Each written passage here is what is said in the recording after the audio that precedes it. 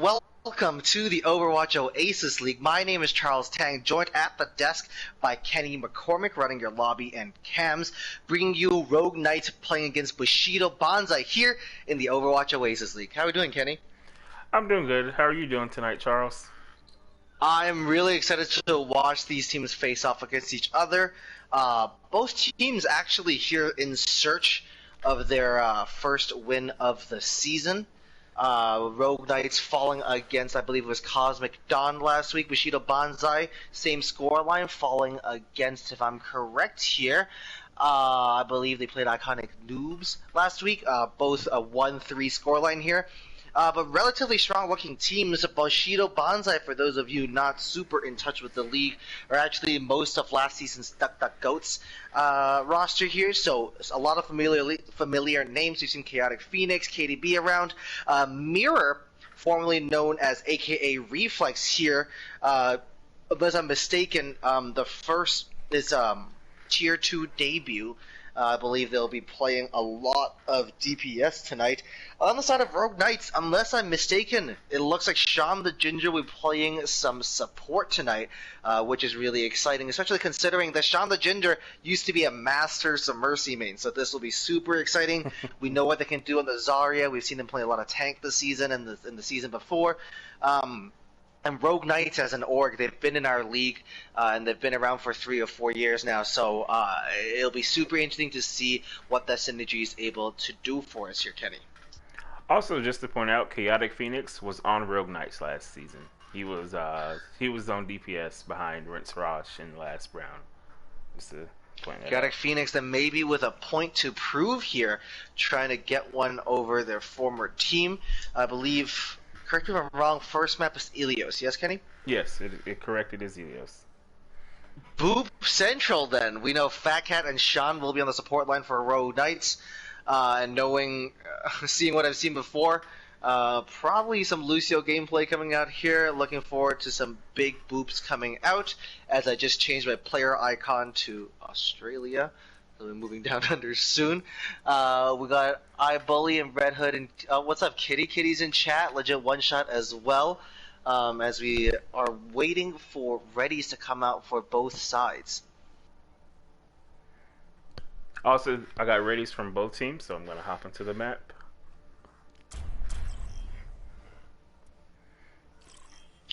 So what we know about Rogue Knights is that although they look incredibly comfortable playing that brawl gameplay that so many players at this ELO enjoy, they actually prefer the dive. They think themselves as a, they're a well-rounded team, but they think dive is where they find the most comfort. So we might see a lot of that tonight.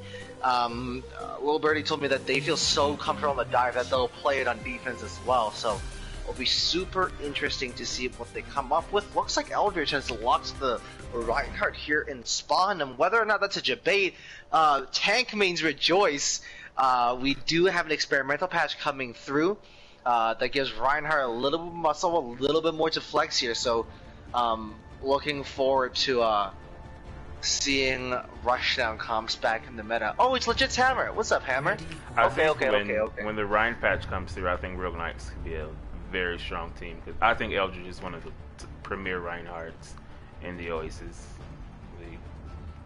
I think that's totally fair, Kenny, and I think that not just on the back of Eldritch's Reinhardt play here, it's also the fact that Rogue Knights have been a team for so long, and they're such, they're all good friends and good teammates. So, and a brawl comp is just about looking at the same target and shooting at the same target. So I have all the belief in the world for Rogue Knights to make this work. But on the side of Bushido Banzai here, no slouches either. We have Mirror running the Symmetra here, getting to point a little bit earlier, but both teams are arriving first. But at the same time, the pin comes through. Backhack going out immediately at the Mirror. Very, very early exchange in this fight. Eldritch the pin kill of their own as well. Before going down to J Money's Torb, the Swedish man, on a mission, just waist height. We have last round going down. J Money getting a double kill as well. Already 40% of their way to that Molten Core as a Beezer and Eldritch coming back from spawn are unable to contest. Hungo takes out Sean the Ginger to cap out the point, getting the first capture of the series. Check this out. Eldritch and Hungo over here getting pin kills, getting lots of hammer swings through. In this composition, you're going to be getting those Rhine Earth Shatters every fight, maybe every other fight, and both these tanks are already 3/4 of the way through to it as Rogue Knights come rallying back. No ult on either side yet, so still a vanilla fight. A big pin coming out, the counter pin is there though as Hungo and Eldritch tap nipples here, but Mirror is there with the Sim beam fully charged up, and the turrets are there as Chaotic Phoenix help mop everything up with a triple kill here. A super clean start coming up from Bushido Banzai, and a bit of trouble for the Rogue Knights as they're now trying to brawl their way into a very small room that has a Torb turret and 3 Sim microwaves present. That was a nice recovery on the part of Bushido Banzai, because they did lose the first player, and I think it was KDB on the Moira. Sean Jr. got a nice pick, and then for them to pull it out, that was pretty impressive. Yeah, no, Bushido Banzai now looking extremely comfortable on the point here. 5 ultimates online, that it needs you not too far from the sound barrier either. Oh, Sean the Ginger picked off early as the Molten Core is combined now with the grab, doing so much damage with Beezer dusting down J Money. The Torque getting a little bit overzealous, a little bit over aggressive here, but Eldritch is taken down by a fantastic Earth Shatter by Hungo. Answers with one of their own. Oh no, gets taken down mid-swing as Mirror cleans up with a quadruple kill. Fantastic defensive display so far for Bushido Banzai. No more ults online though, as Rogue Knights now have to rush to point trying to force a touch. Sean the Ginger on the loose here should be able to trigger the OT, but it's going to be a very, very tough ask if Rogue Knights are to rally and capture the point here. Oh, super aggressive pin coming out, and it pays off. Sean the Ginger going down immediately. A pin coming out, so both Lucio's now off the point. Both Lucio's holding sound barrier as well. Rogue Knights do rally strong in the neutral fight where there are no ultimates to be exchanged. Rogue Knights look so strong and so clean, and they do eventually end up flipping control of the point, crucially holding on to that sound barrier. Maybe not voluntarily, Sean the Ginger was the first death, but Eldritch with the Earth Shatter as well, so this looks actually not as bad as it could be for Rogue Knights here, Kenny. For sure, they're coming up on the Shatter here. They still have the beat drop. Junkrat site can be built in like 10 seconds, so I do think they have a pretty good ulti economy moving into this next fight. Alright, so the Sim TP up on the top, the team just drops directly into the fight. Bushido Banzai getting a little creative here, but Hungo getting down so early, and the sound barrier is going to be a little late as Beezer takes down Hungo nice and early in this fight. The Earth Shatter comes down, the personal bubble is there to keep Chaotic Phoenix up, but that cannot be said for KDB and Mirror as well. Daddy DJ and J Money do not manage to avoid it being exit picks here as well. And Kenny, they're playing a rushdown comp into a Junkrat, which means Chaotic Phoenix is going to have high charge the whole time, but a single Riptire is going to ruin your day. Also, I think playing the Sim, it's a great comp if you're on the defensive side of a control point, especially Ilios Lighthouse, but they're attacking into Junkrat, the Reaper, the Ryan, the Zarya. It's just a lot of spam damage, and I don't know if they can overcome it with the Sim. 4 maps of Shatter, finding 4 on the team here. The last now managed to stay up, but the Death Blossom is too little too late. KDB finding 2. The grab is out there just to clean up as well, as Bushido Banzai are having a triangle party here on point to clutch this out, and it looks like it has paid off. Bushido Banzai take Ilios 1-0 here in the Overwatch Oasis League.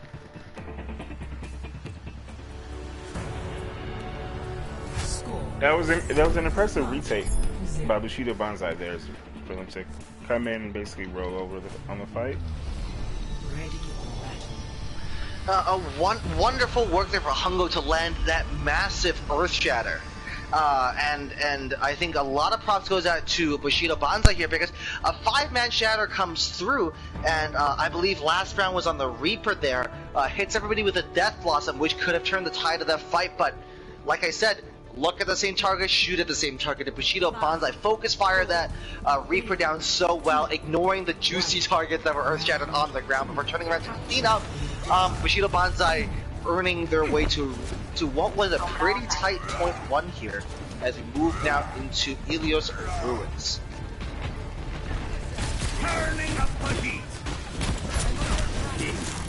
So both teams sticking with a Ryan Zari here, of course, paired with Daddy Needs You and Sean the Ginger on the respective Lucio roles.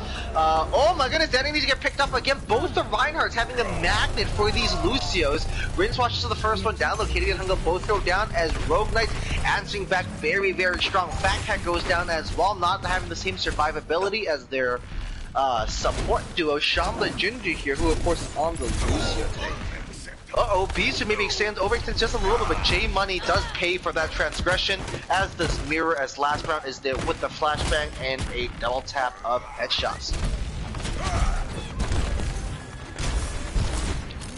Kenny, look at the difference between the tank line ult charges. I think that maybe gives us a little bit of an insight to the difference in playstyle of these two brawl compositions. Hungo a little behind, but Chaotic Phoenix miles ahead on that ult charge for the grab.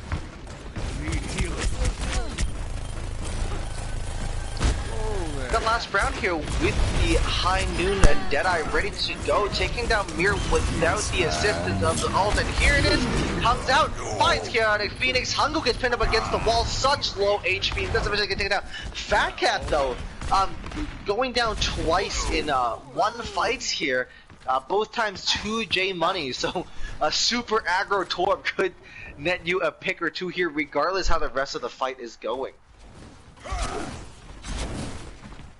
And Bushido Banzai have both of their tank ults coming up. They have pretty much all 6 almost, except for the Lucio. So I do think it could be a triangle party for them coming into this next fight.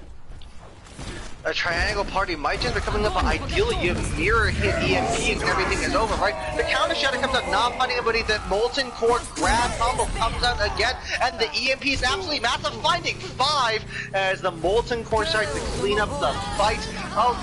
Okay, so the tire is going to be invested, as is the Coalescence, and it might just be working. Fat Cat now just getting a piece. That tire is still rolling on, eventually taking out KDB. So Bushido Banzai, it looks so good for them, but now Rogue Knights rally back, and they only end up getting capping 15% here. They use all their ultimates except for that Earth Shatter. A really, really good flip over by the Rogue Knights, who, after they had lost 2 or 3 players, decide to invest the Coalescence, decide to use that Riptire, and do end up swinging the fight. Keeping control at that point. Can they trigger OT? Yes, they can. It's do or bust. But Bushido Banzai is Rinse Rod 6 against Phoenix first. The Earth Shatter is blocked, and another exceptional Reinhardt display from Eldritch. Kenny, you put it yourself. We have J-Money here in the backline on the tour, trying to keep everybody a little bit worried, a little bit stressed, but not able to do too much. And now it's just KDB trying to hang on for dear life on the card. Rogue Knights going to draw it up here on Ilios, as Mirror is going to throw their body on the point for a last ditch attempt. It is 1-1 here on Ilios as we head to a round 3 tiebreaker. Eldritch with the celebratory Earth Shatter as well, just to flex on us, Kenny. That was a great retake on the side of Rogue Knights in that last fight. Well, I guess it was second to last fight, because it really looked like they were dead to rights. Bushido Banzai dropped about 3 or 4 ults, and for Rogue Knights to make the comeback and still turn out to win that fight, only giving up 15%. That was really nice recontest on their part. We have, as Kitty said in chat, this is Boop City. So we have both teams shaking it up here. It looks like the reset's going to come out on the side of Bushido Banzai as they choose to run some good old-fashioned double barrier like it's March of 2020. It was peak COVID lockdown. I had just joined the league and everybody was running Sigma Risa and nothing else. And on the other side we have Rogue Knights on the Ball Diva. This is going to be super interesting, and of course, oh my goodness, okay, so Daddy Needs You foregoing the Lucio Boops, letting Sean the Ginger reign supreme.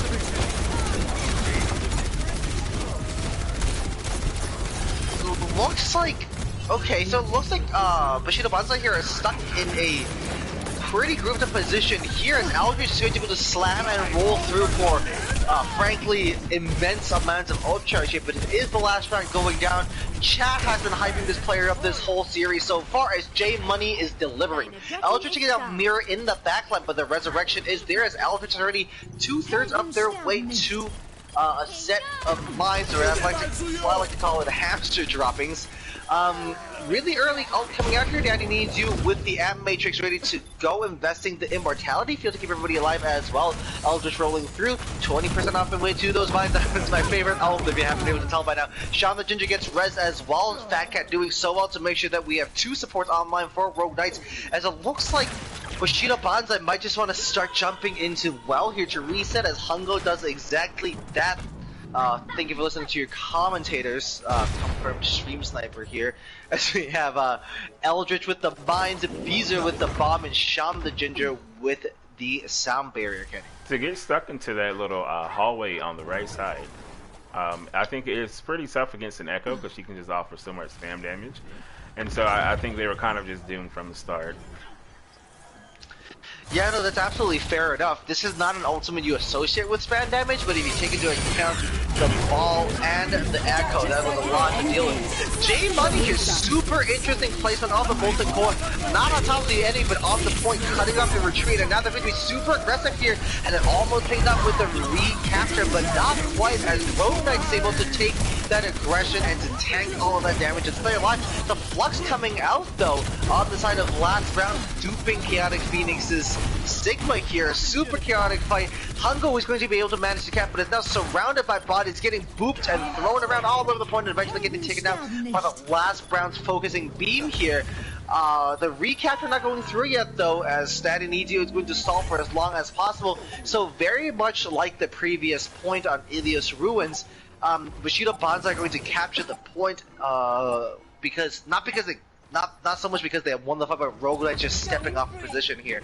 Chaotic Phoenix now switching over to the Roadhog to prepare for their reset. We got some pulled pork going on, and that is not on the menu, as Rogue Knights are going to be able to cap this point without OT, taking the lead in the series 1-0 here in the Overwatch Oasis League.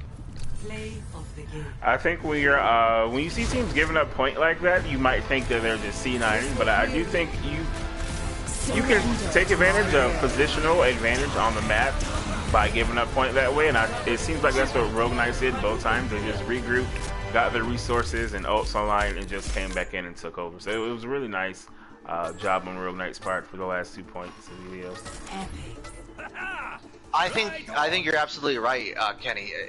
It a lot of times it's better to step off the point for that positional advantage, but that being said, it's easier said than done, right? You have to have a lot of trust in your teammates, you have to have a lot of trust in the game plan to voluntarily make that work, especially given how big a meme and how big a fear C9ing is in the minds of many Overwatch players. So yeah, big props to Rogue Knights for making that call. It's okay, give them point, we'll kill them and we'll just win the map instead.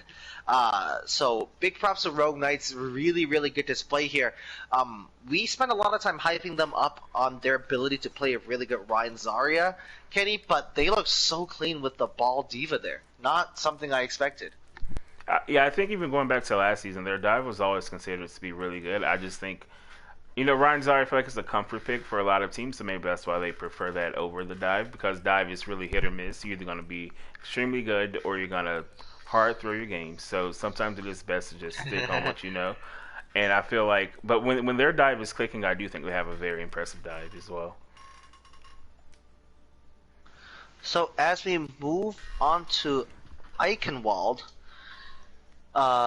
it looks like that we are going to get some changes coming in. We are going to have Uravity coming in onto Eichenwald on the side of the Rogue Knights. Uravity, unless I'm mistaken, I believe that is a fresh pickup for the season on the side of Rogue Knights. Given a really strong Season 4 coming into Season 5, they decided they're not going to make too many changes. Clan Tag is going to join the last round here, so a new DPS lineup that we're seeing for the first time tonight, as Cat is going to stay here and Beezer is going to slot in, taking a break from playing the Zarya.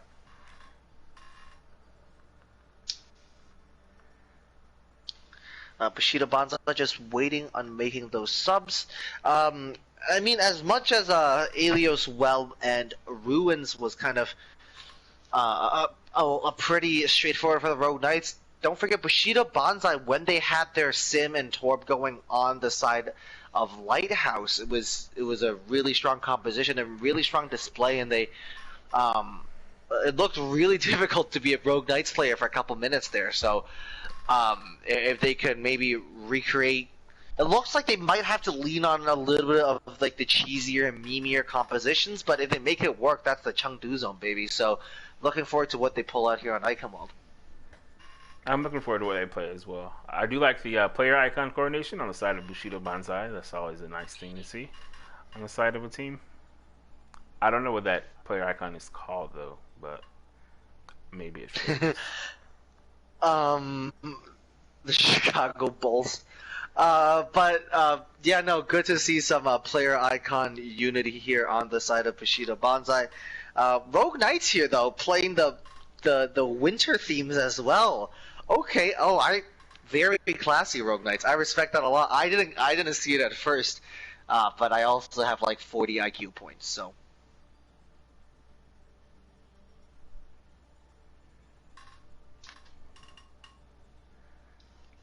So it looks like Demo is going to come into partner Hungo.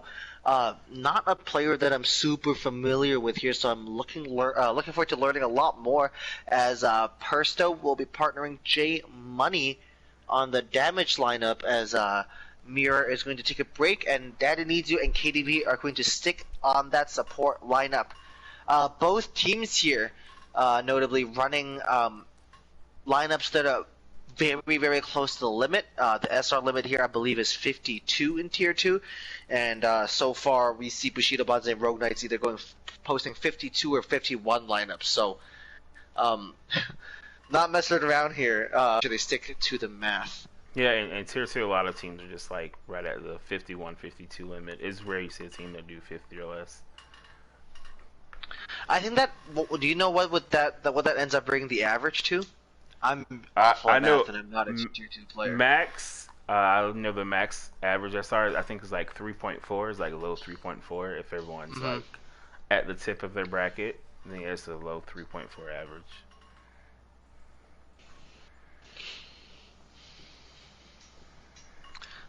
So Persto, I believe, is having a bit of a connection issue, so it's going to take a second to load in again.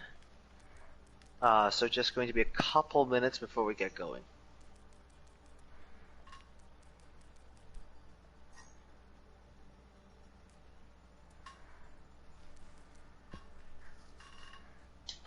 Not quite sure what heroes Persto plays either, but it does look like a lot of they're comfortable playing a lot of hit scan. So could be interesting to see what that brings us on Eichenwald. Ashe is always a must pick here on this point. We see a lot of players like to do that, so maybe we'll see Fat Cat continuing to stay on that Mercy to keep everybody up. Given what we saw on Ilios, we saw a lot of good dive, we saw a lot of good brawl, and now Kenny's going to hopefully let us feast on the first person perspective of some crazy hit scan gameplay. I know on first point, Eichenwald, I know the double shield, at least from what I've seen, the double shield with like an Ashe, double shield of any kind with an Ashe is very strong on first point of Eichenwald. So maybe one of the teams will roll out on that. I do know J Money is J Money and Perso are both very capable Ashe players, so we'll see what they decide to roll out on, because they will be on defense first.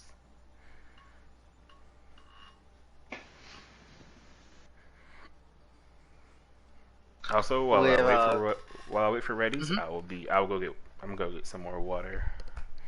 Yes, Kenny, stay hydrated. To all the kids listening out there, water is absolutely so very delicious. It makes me so very happy. We have Korean in chat here. How are we doing, Korean? Korean just stopping by to join us as they finish up some Spanish homework. Korean, why do you take Spanish class? You live in Panama. Just go outside, dude. As I'm left alone here with my own thoughts and with no control of the lobby, an audience of 32 people, I can just say all the dumb stuff that comes to mind. Chad, I just bought a Christmas tree like 40 minutes ago, and it was a good time. We picked up the tree. We went with a littler tree because it's not a huge apartment, and a super big tree seems silly. But we got the worst death glares as we like have the tree wrapped up, and instead of tying it to the hood of the car, it was small enough for my roommates and I to just slide it into the back seat, and there was some Odyssey soccer mom in a station wagon behind us just judging the ever living heck out of us, and I never felt daggers like that before. But now I have a Christmas tree, so that's exciting. Korean 80 IQ is really high, dude. I don't know what you're talking about. I wish I had 80 IQ. Korean out here flexing on us.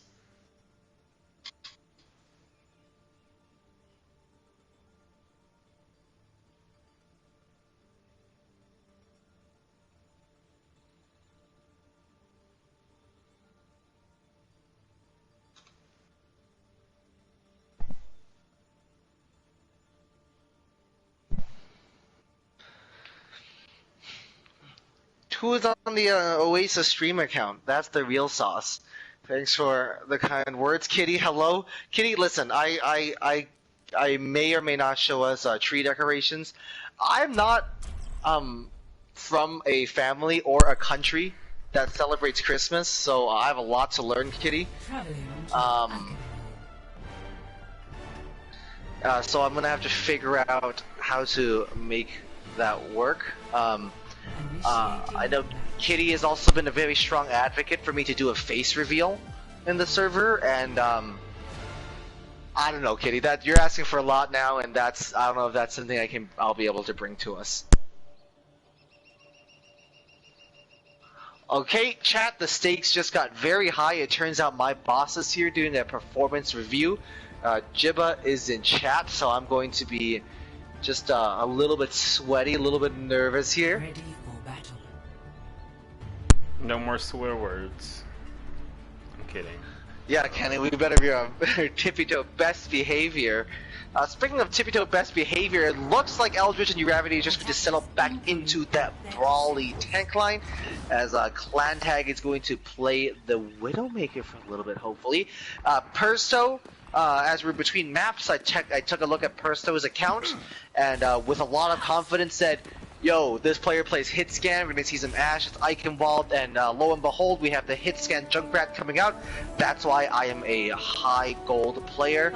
Hungo playing the Sigma to pair with the Rhine and Redeemer. The Rhine Sigma really popular on a lot of points defensively.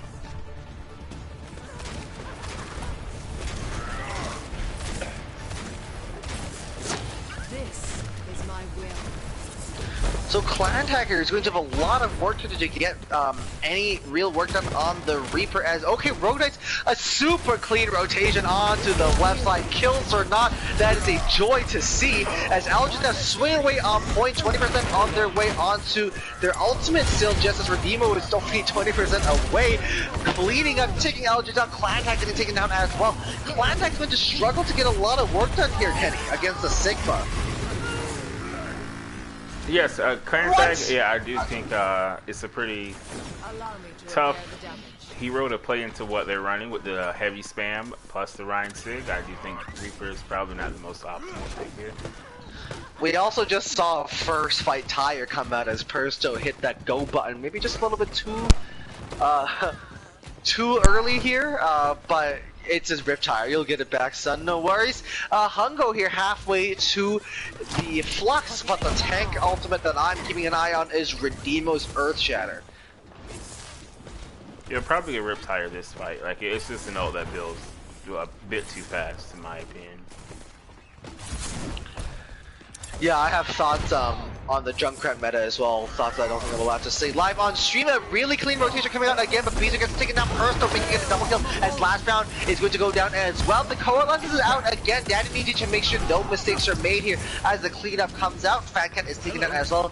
Once again, not sure if that Coalescence was super necessary, and I mean, it hasn't hurt Bushido Banzai so far to keep these ults keep streaming in, but Overwatch can occasionally be a game of super fine margins, so you have to be careful not to over-ult here, but I'm just trying to dampen the spirits of what looks like an extremely strong defense coming up from Bushido Banzai.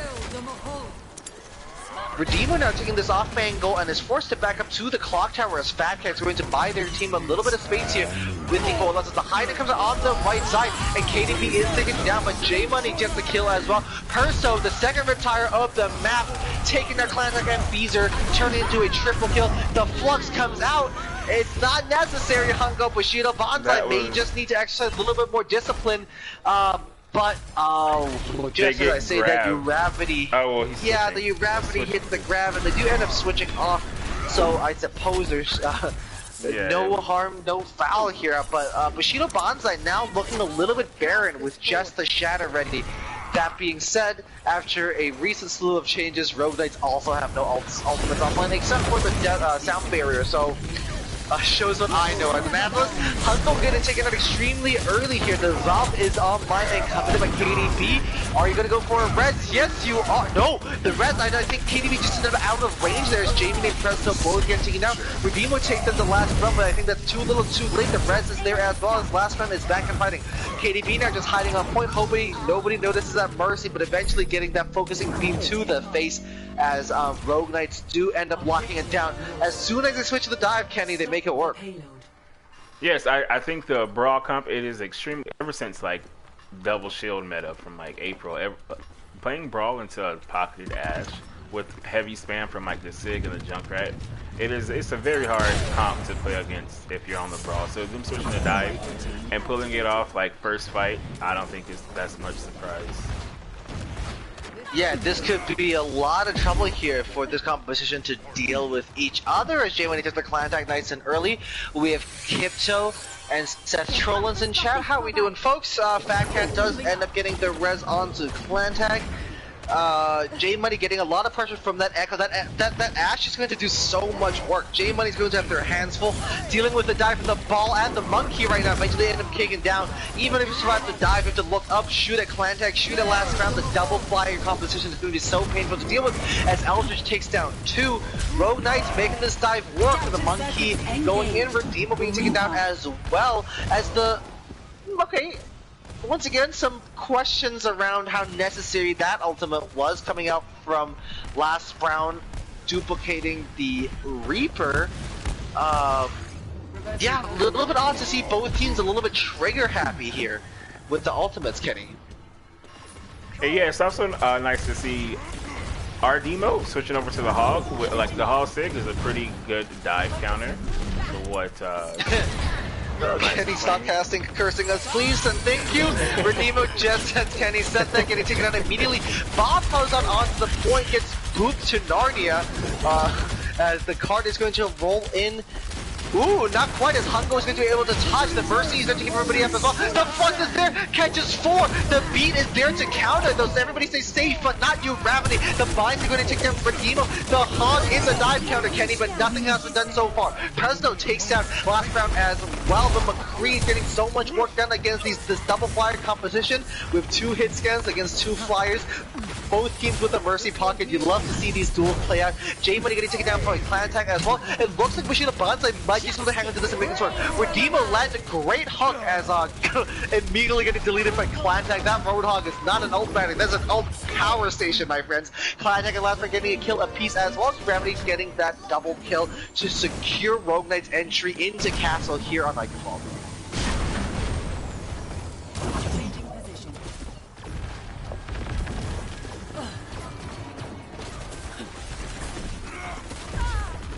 J Money getting taken out by Clantac as well as being caught in a really nice hook by Hungo here. Orisa being pulled out in Castle portion is not something I see a lot and not something I can say that I recommend, but I do enjoy seeing the pulled 4 composition being out and play yet again.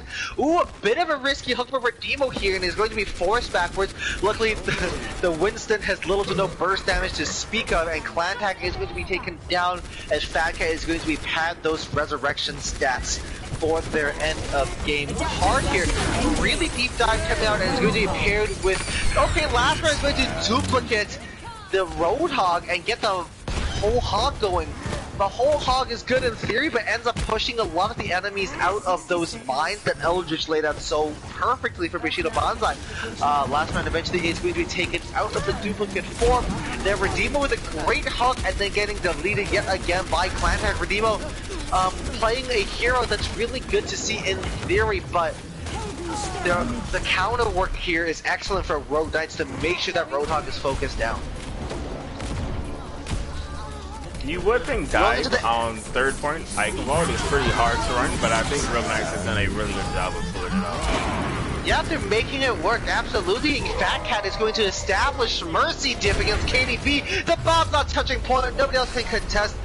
And Rogue Knights are going to be able to complete their Eichenwald attack with 21 seconds to spare.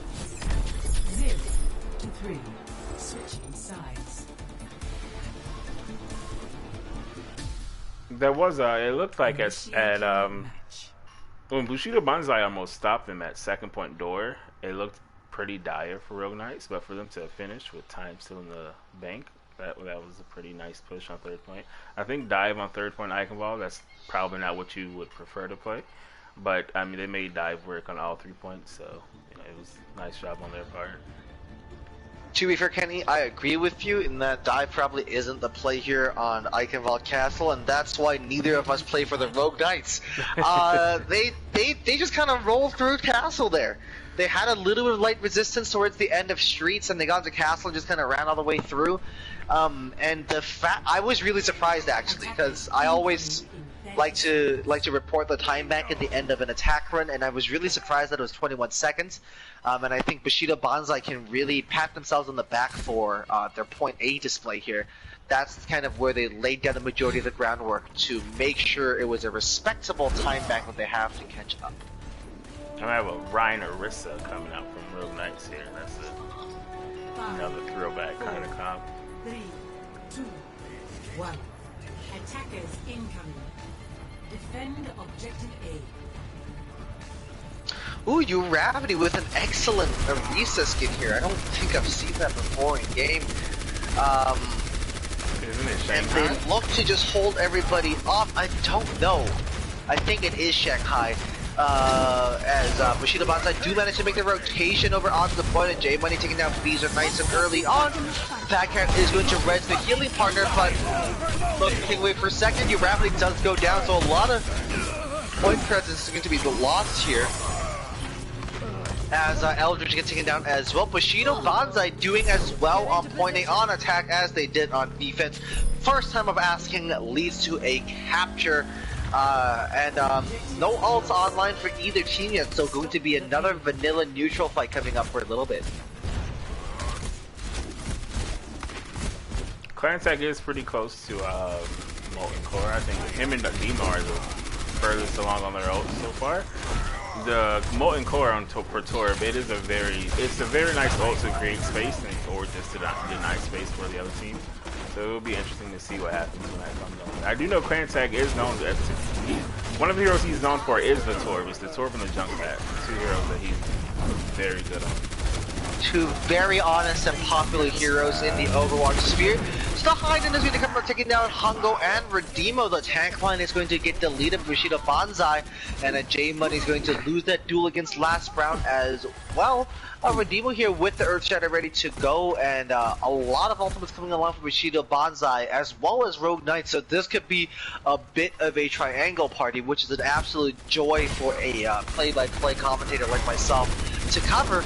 Clan Tag's ultimate is going to be massive here. Not as massive as it would be in an overtime push, but the Molten Core here is going to be key to Rogue Knight getting some point control when they need it.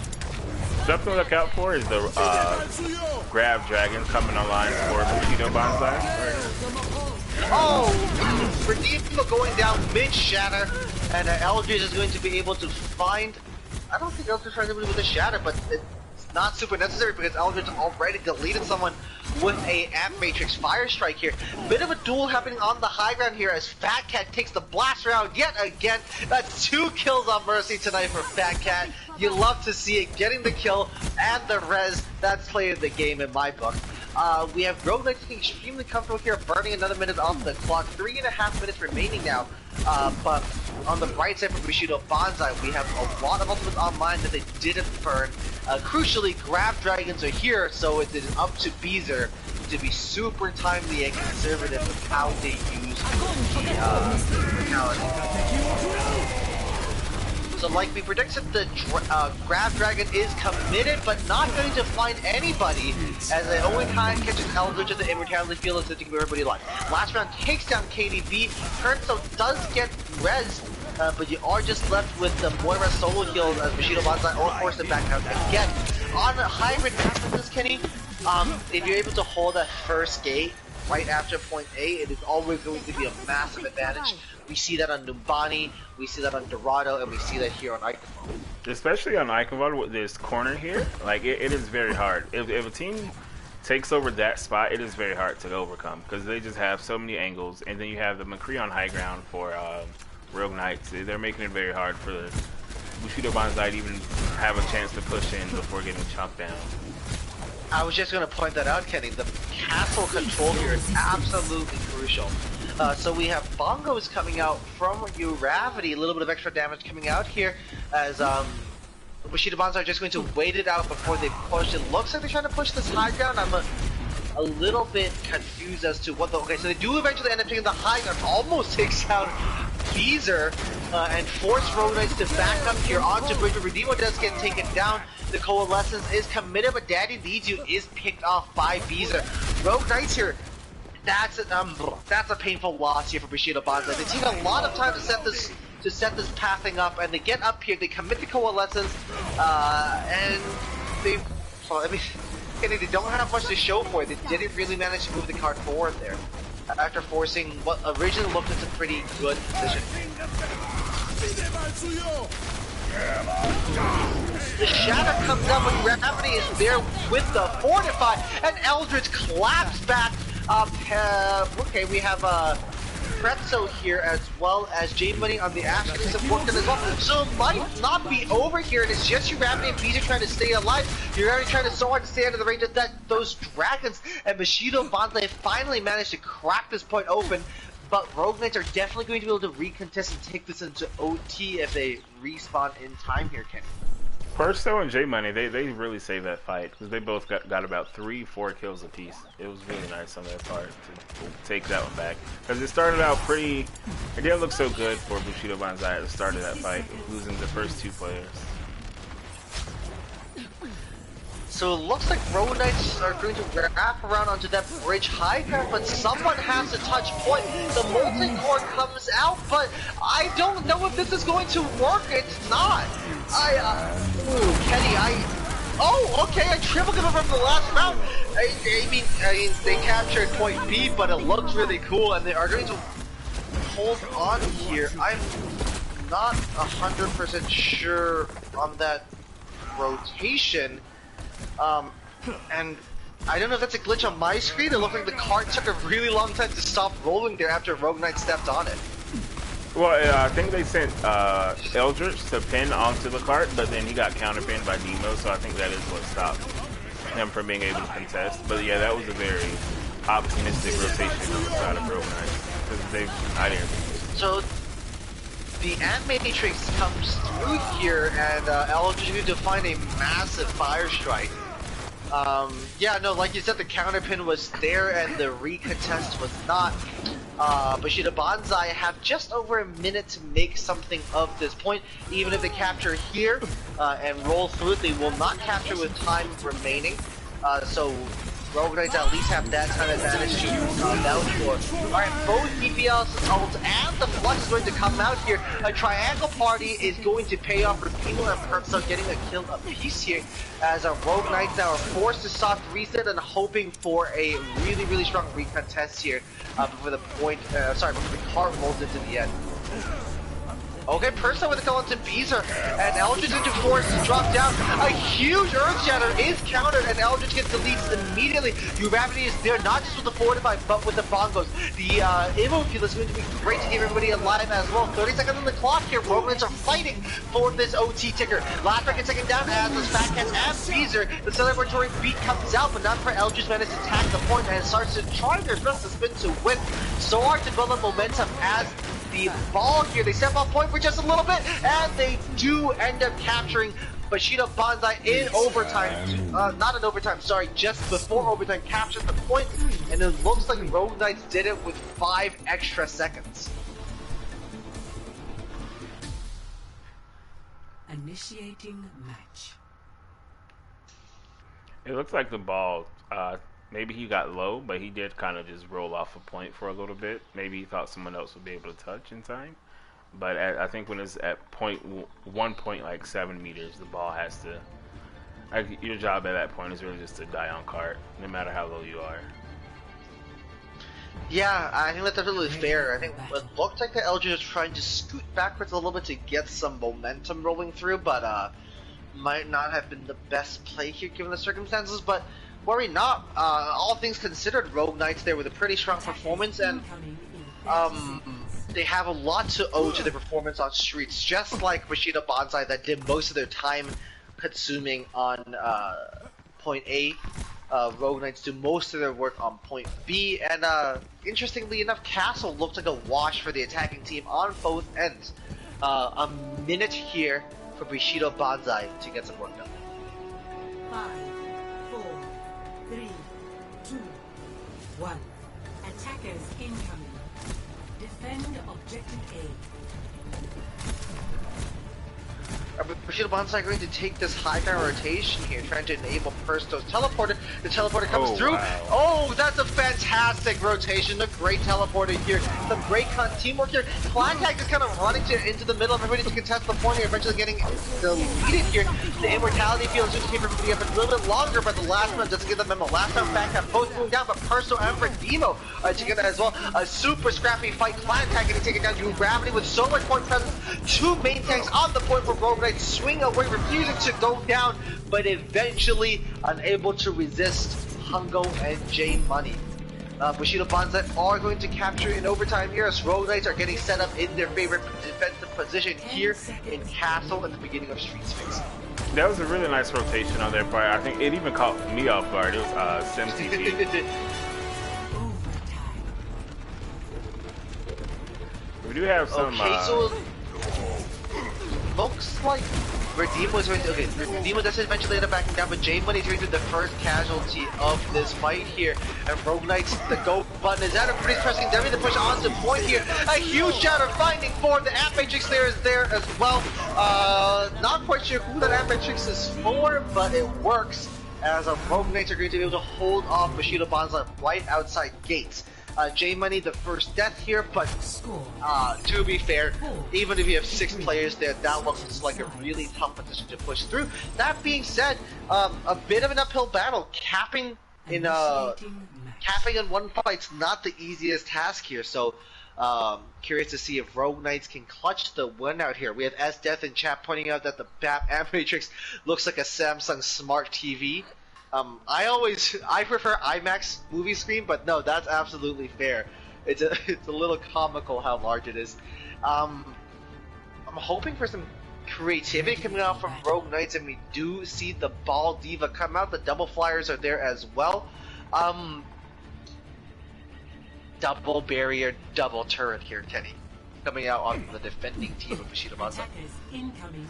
It's a very winnable map for Bushido Banzai, because with Rogue Knights only having a minute 5 seconds, that could be just one fight if this fight takes too long. So the double barrier, double turret with the Mercy BAP, it could end up it could just be really good stall potential on their part.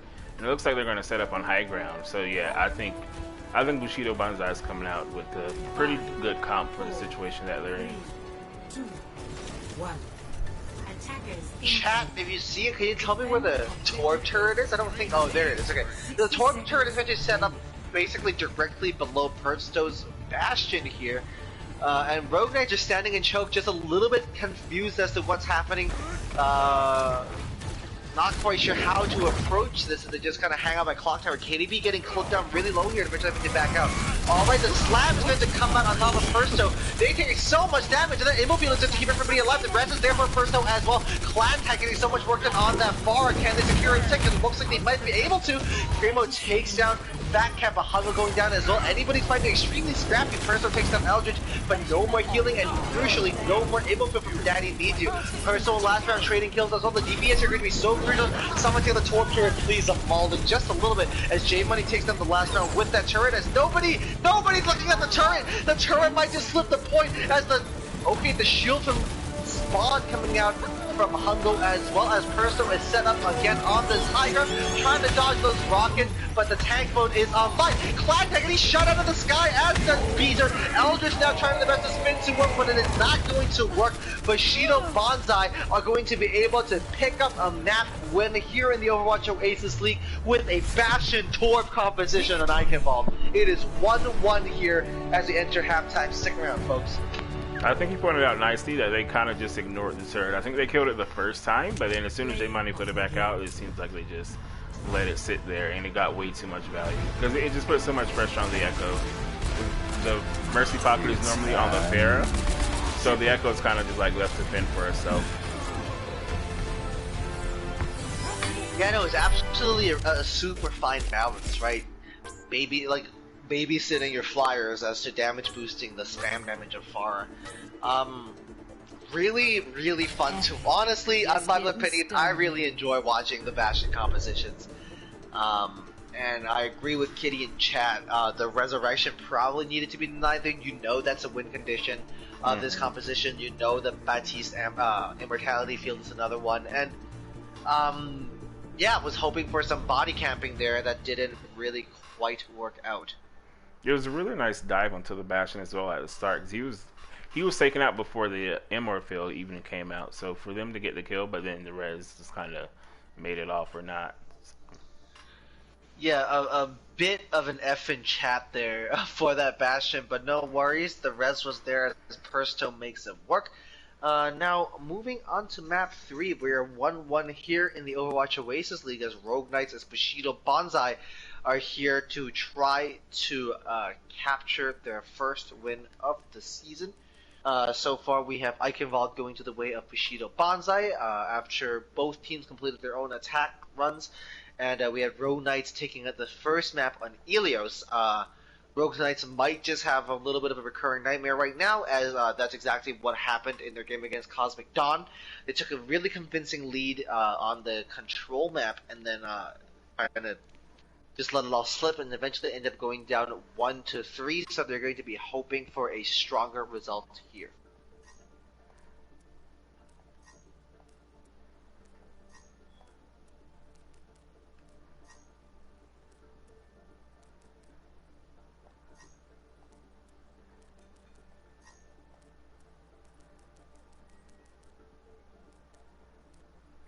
Someone invite Korean?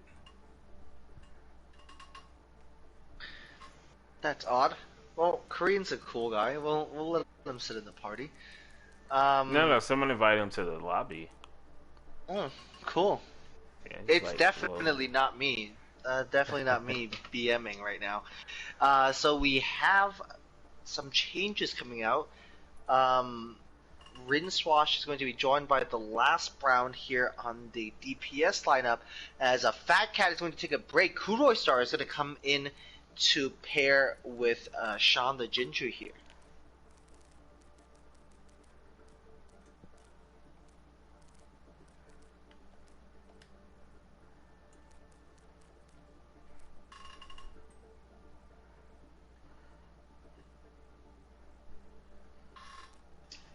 No switches coming out from oh, there they are. Bushido, Banzai are going to keep Demo and Hungo in the tank line.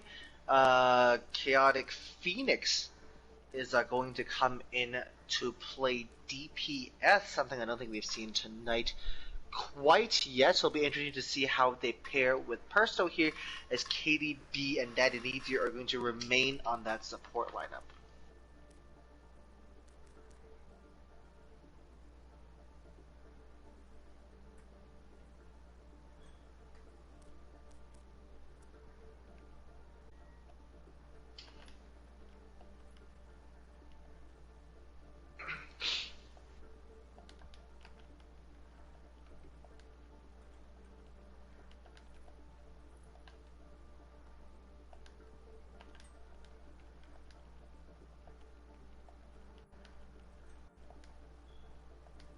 So it looks like I believe Young Habibi hasn't gotten a map yet tonight on the side of Bushido, Banzai, and the Mirror is going to remain on the sidelines for now.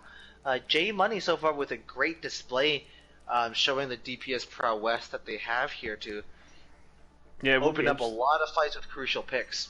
It's going to be interesting to see how they play without him in the lineup.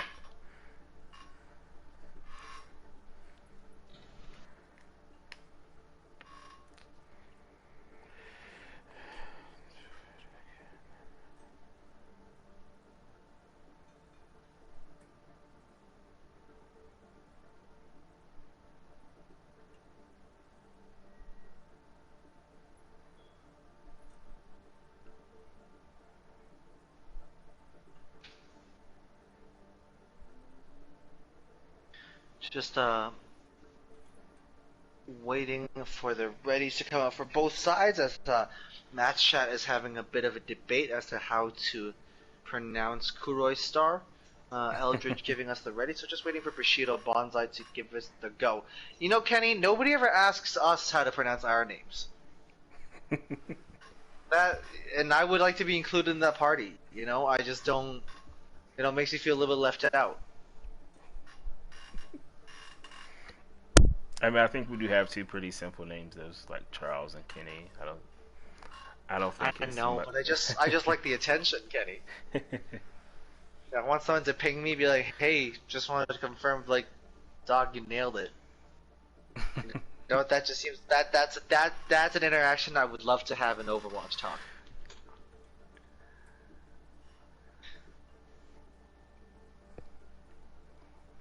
So we're waiting for Bushido Banzai, correct? Yes, Bushido Banzai just waiting for yeah, just waiting for them to come through.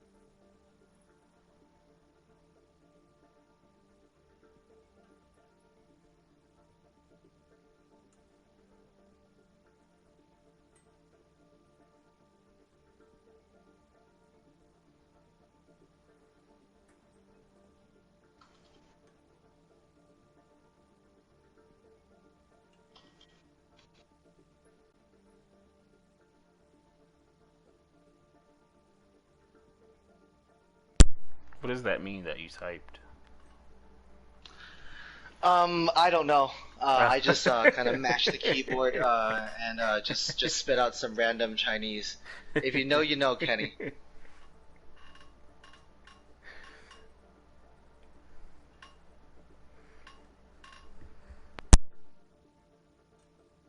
No, it means no. We're talking about Chinese Oreos, and I said low sugar, low fat, healthy and organic foods. It's like a tag.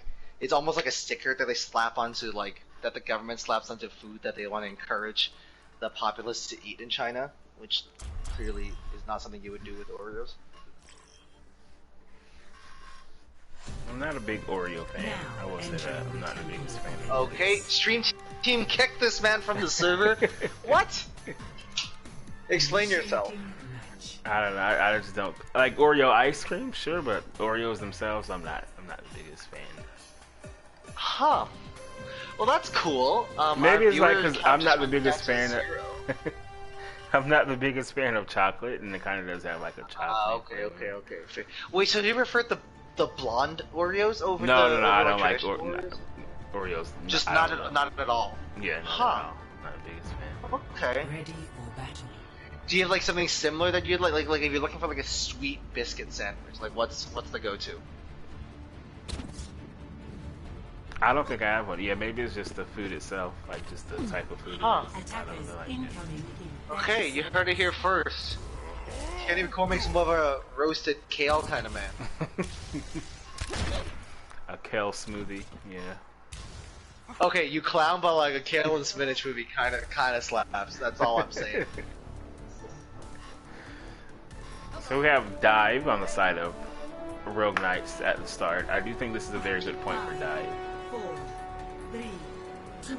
Yeah, the defensive dive is going to be super interesting here, watching that Mikey collapse with this really aggressive high ground along with Rinsewash's Tracers, which is super exciting. I don't think we've seen any Tracer gameplay tonight, actually. Alright, folks, there's a Widow to dive as well, so it looks like Bushido Banzai is just going to make a beeline for the point here, which is going to be really tough because it means that Rogue Knights are going to drop down and basically brawl with Bushido Banzai's Lion Zarya composition. Persto and Last Brown, the hit scans are the first casualties here in this map. As the Eldritch goes down as well, Persto switching over to the Tracer to come back and contest, I believe, as the res comes out onto Eldritch. So Rogue Knights a little more staying power than they had 20 seconds ago here.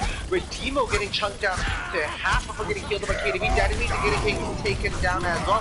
A massive shatter coming from Redemo, and that should be the point controlled and taken here on the side of Bushido Banzai.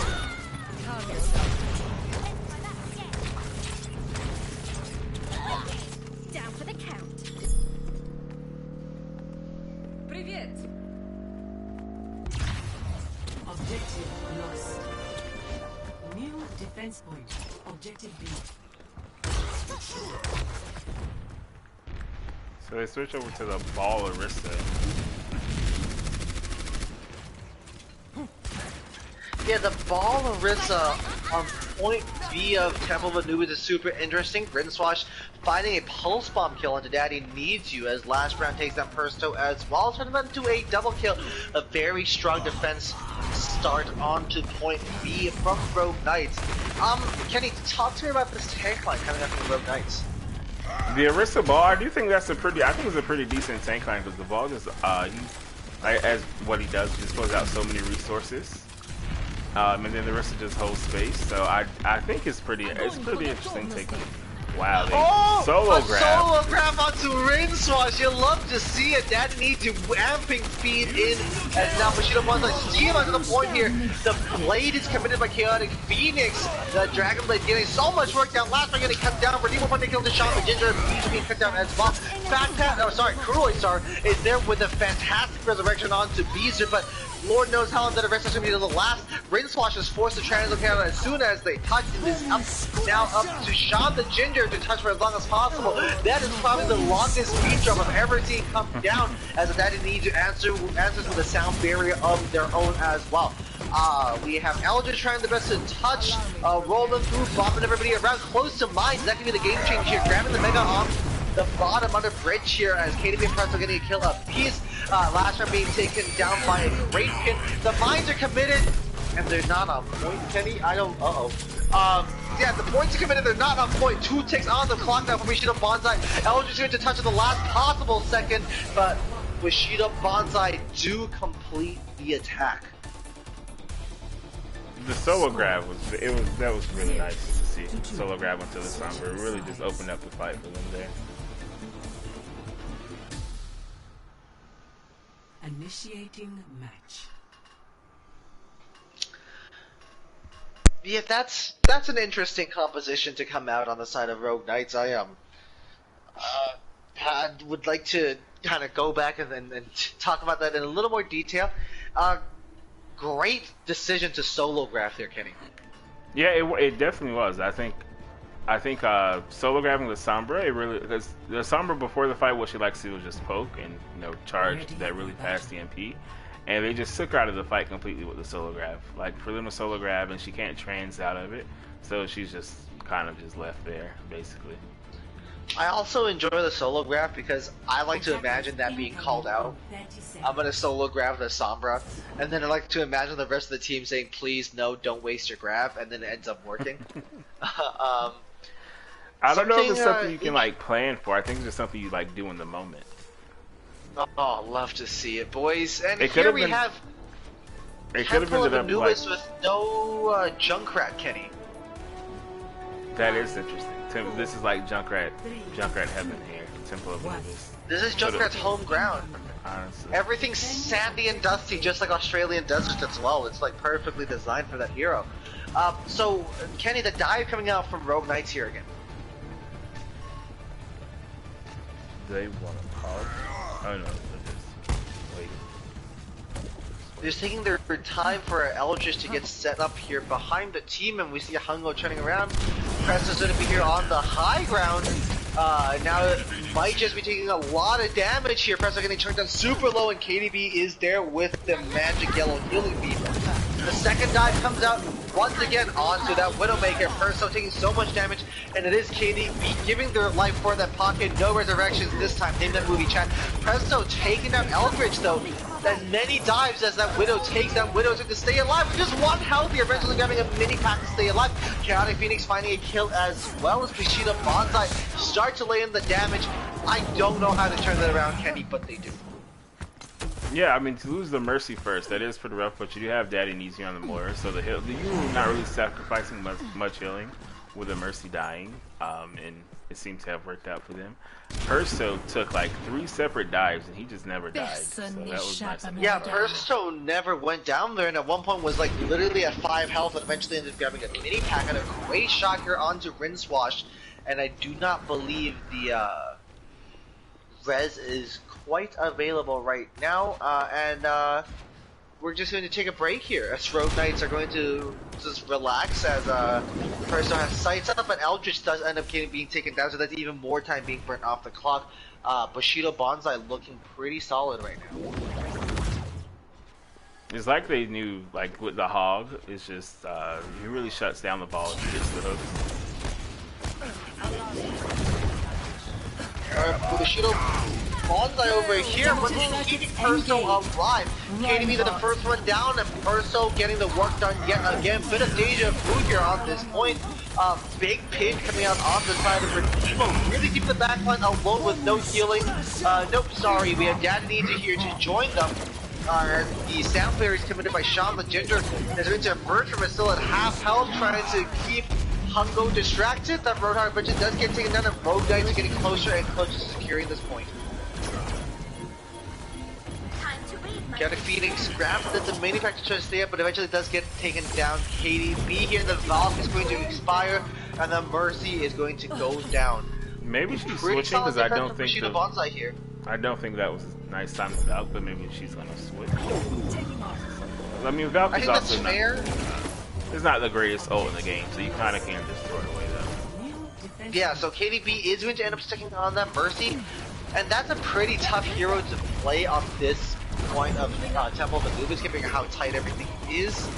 A lot of teams opt to go for a Moira, which seems Daddy needs you, and Chaotic Phoenix is going to find a double kill with a fantastic Death Blossom here. And oh my goodness, Redeemo is going in extremely deep, but does stay up, and that aggression does pay as we see Hungo and Dedinity picking out an exit kill apiece here. 3.5 minutes remaining on the clock on the side of Rogue Knights here.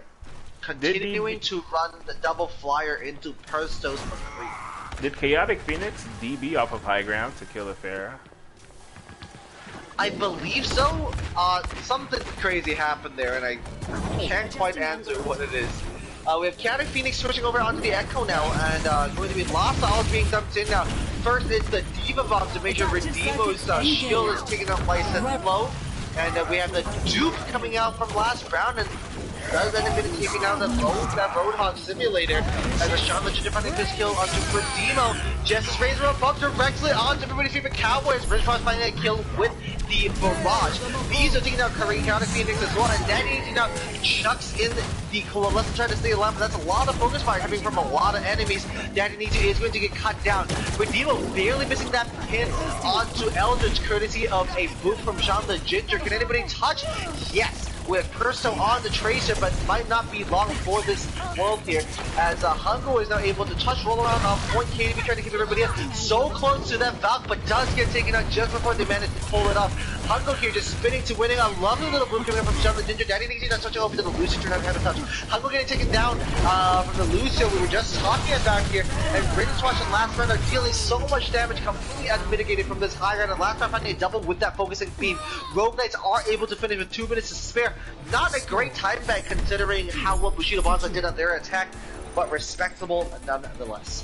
To see both teams finish with over 2 minutes on Temple of Anubis, that's like, That's something you really like. This is one. I think this is one of the most defensive favored second points like in the game.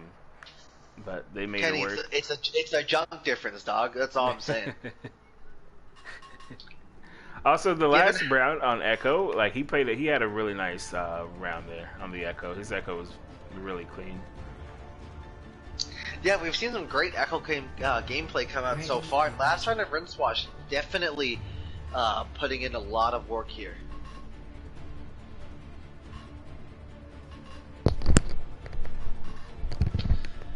Alright, so Chaotic Phoenix is here with the Junkrat. Bushido Banzai signaling that they would like a full hold this time around. As a Persto is going to be playing that Soldier, as we have seen them flex their hit scan prowess on us lots and lots of time so far this evening. I do think the Junk and the Hog here, I think they're just preparing for a dive from Rogue Knight. Well, and a dive is going to come for sure, as we see Eldritch and Beezer sitting on this Diva Ball composition, as Rincewash and Last Round are going to hit us with the double flyer DPS duo as well. A really early healing field is being forced out by Perso, as Eldritch is going to eat a hook to the face, and Perso is going to find a kill onto Rincewash. Beezer is going to get demeched as well. The res is there onto Rincewash though, as a Rogue Knight are going to be sure to retreat and regroup. I do think I don't know if they were expecting the fair for them to play fair again, but I think Soldier's one of the worst hit scans to play against the Probably the worst hit scan. Yeah, the lack of a one-shot potential is not super great here, given the steady trickling of Soldier hits are usually not enough to take them down. And just as I say that, Rincewash and Last Round running right on the point here, forcing Chaotic Phoenix to drop down. Doesn't come taking down some of the Ginger, but Beezer is there with the revenge kill. Persto pays for their life with a kill onto Rincewash as well. And looks like it is just the Roadhog of Hungo on point here to solve things out. The whole hog was there, but Hungo I think made a very wise decision to not do that. Okay, the stalls are going to come out here. Yeah, I think they're just Daddy Needs You and KDB are both going to touch, as so is, oh my goodness, Sean the Ginger getting charged from Narnir here as Redeemo getting a kill with that pin, but that is a lot of ult charge being handed over. That is 5 ults online, and Last Round not too far off dupe as well. They may go on to regret this decision if they even manage to live to regret it. We have that duplicate is going to be absolutely massive as a Sean the Ginger's sound barrier here. The key thing here though, Chaotic Phoenix extremely close to a Riptire. They have about all 6 ults here, so this is a fight that Bushido Banzai should probably win. Alright, Beezer finding a kill as this last round here. The Barrage not quite finding anything, but definitely eating a lot of health out of Redeemo. Shield does eventually end up going down. Last round is going to dupe the Soldier 76 as Perso pulling through with the kills as Chaotic Phoenix melees Rincewash out of the air. Eldritch getting a kill. Star getting a red. There is so much going on my screen right now. Last round with a double kill with the Poké TV as Eldritch finds the kill with the fight. It is doable for the Rogue Knights. They turn that 1 tick into 2. Nobody's touching except for Persto's Tracer here. Get that Tracer off the point. The tire's behind you, and Eldritch does get to get that along with the last round, and they do. Did they turn that to 3 ticks, or did they just C9? Kenny? No, they got both ticks. I think Chaotic Phoenix, he probably should have tired from being on. He probably should have just got on point and tired, because they did make them like scatter for a bit. But yeah, he probably should have just got on point, because tire is not gonna contest point. You have to do it yourself as Junkrat, and yeah, that was a little bit of it was a little bit squeaky bum time here for Rogue Knights, as that tire could have sealed it for them, but like you said, Kenny, they did manage to stay on point. Sorry for my confusion and panic. I genuinely thought I just watched the C9 there. But Rogue Knights are able to complete their attack, and all of a sudden the chips are kind of in their table, and Rincewash is going to polish off that Junkrat. Okay, there we go. This is Temple gameplay. We have the Junkrat, we have a damage boosted McCree, we have a Sigma on the high ground. Kenny, this is what Temple of Anubis has always signed up to be. I also want to say, I think Persto playing the Soldier instead of the Widow again, I think it just gave too much room to the Fair, because I think Fair just has too long of sight lines to where I think Soldier shooting from high ground to where the choke is, I don't think he does much damage at all. I think the fall off just hurts him too much. So even if he hits a bunch of shots, it's not enough to kill a Pharah because of the fall off damage, and so the Pharah just had free reign for the most part. The Pharah and the Echo just kind of had free reign. 1. Attackers incoming. Defend objective A. Alright, so Rincewash already laying in the damage, getting up to 15% ult charge here pretty quickly.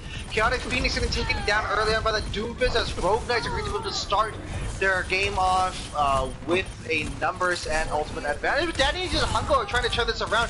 Rincewash trying to kill onto KDB. That may be it for Bushido Banzai, and they do have to drop off. Rincewash already 2/3 of their way to a Riptire. The double barrier instead of a dive here, Kenny. And we also have Sean the Ginger, who's a 3,700 plus peak DPS on the Mercy. So, you know, it's like probably a nice change of pace. Okay, so we have Redeemo rushing the bottom of his point here, running into a very golden and a very fortified Beezer here. Rincewash finding a double kill. The Riptire is now online. Scatter for your lives, my friends. But Persto does get a kill onto last round, as Chaotic Phoenix seem to stay in this backline, eventually falling to their former teammate Eldritch over here. Persto finding another pick, though that Widow basically has nobody to contest them except for a really ballsy Riptire from Rincewash, if anything. Our Riptire is going to come out, coming onto the bridge here, and just going to buy a little bit of time, eventually taking down Hungo. The point almost getting a take there for Bushido Banzai, but the contest is there. Persto free firing from that high ground, but unable to make anything work here, as the shield and the healing are present on the side of Rogue Knights. I think this is it.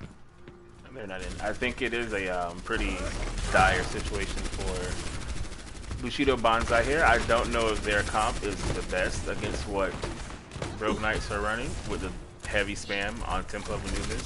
I don't know if I play. For the second time today, we see Redeemo using that amp of speed to get onto point, but for one reason or another, it looks like Hungo was never able to follow them. I believe Hungo actually got trapped earlier there, and it looks like another slapfest come out from Rogue Knights. They're just going to clean up, reset, sit on their 3 ults here, and just kind of take a break and continuing burning time off the clock here, Kenny. Yeah, I know Perso might think he's getting value on the Widow, but I do think they need a 6th person in these fights, because they're just as soon as they come under choke, Rogue Knights is just doing a great job of collapsing on them and just absolutely wiping them, like, every time.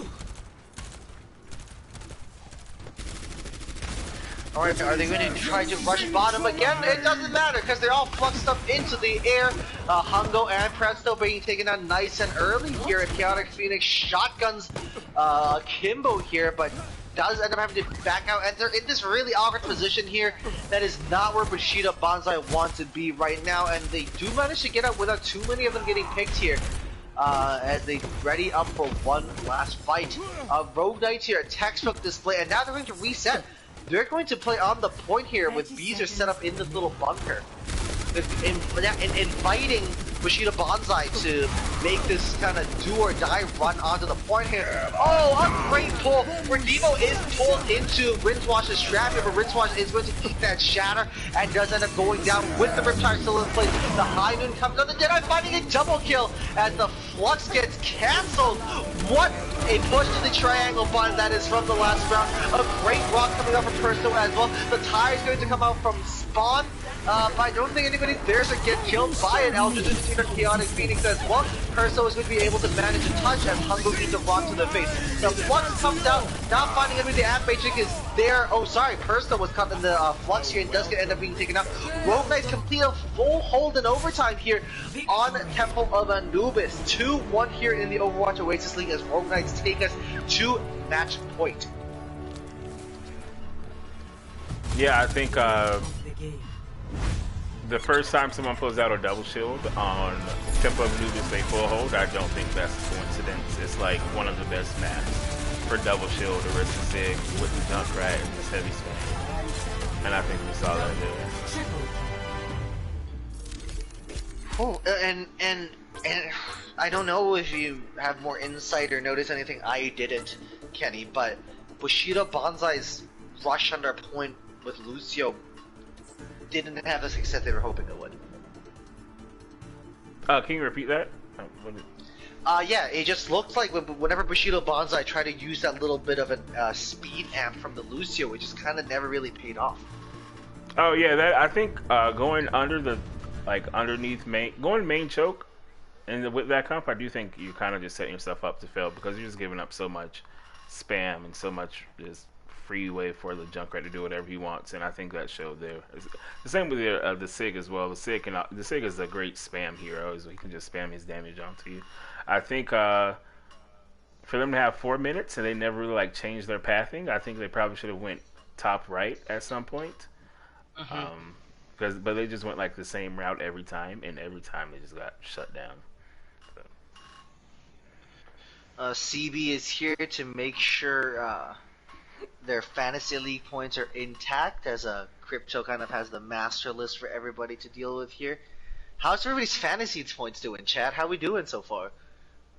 Kenny, are you a fantasy kind of man or not? Yeah, I was bottom after 2 or 3 games. I was bottom of the list. So, so far, if Rogue Knights wins map 4, I am 2-0 this week.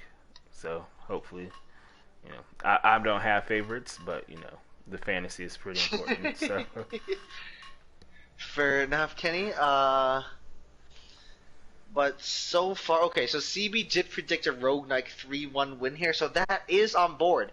If you're not supporting either teams here, maybe support CB and their quest for more Fantasy League points. If you're just joining us, Rogue Knights are up 2-1 against Bushido Banzai after a really good hold on Temple of Anubis. Mind you, really good hold on the second attempt because their dive defense kind of crumpled apart pretty quickly. The only time I've seen the dive defense work here was when the San Francisco Shock players were playing on Comp Ladder and were absolutely destroying people playing dive on defense.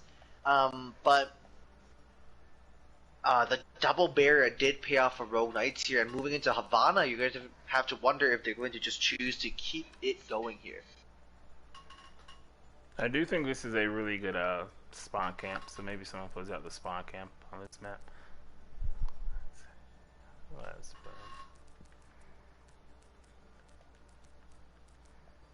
Wrong person.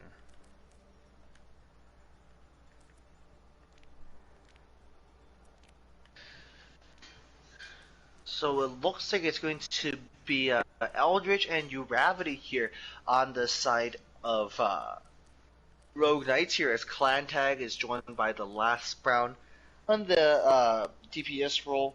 And we're going to run it back with Cat and Beezer. On the side of Bushido Banzai, the changes coming in are little to none. Hungo and Demo on the tank line. J-Mine Persto on the DPS lineup, as we've seen all night. KDB and Daddy Needs You on the support lineup. Bushido Banzai now fighting for their right to play a Map 5 tiebreaker, as the Rogue Knights are now up 2-1 in this first to 3 series.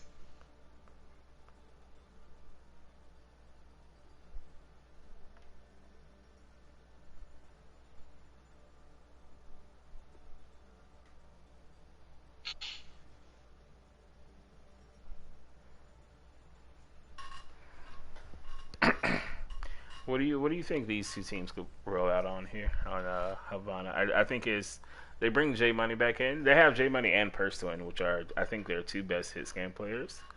So maybe they're gonna put that on a double sniper or. We're definitely gonna see a lot of snipers, Kenny. It's Havana. Last round's up. J Money's here. Persto's here. We have all the big hit scan boys coming into play. We'll definitely see a lot of snipers, a lot of Hanzo, a lot of Widow play.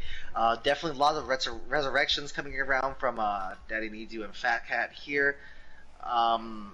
Looking forward to see the hit scans do their work here.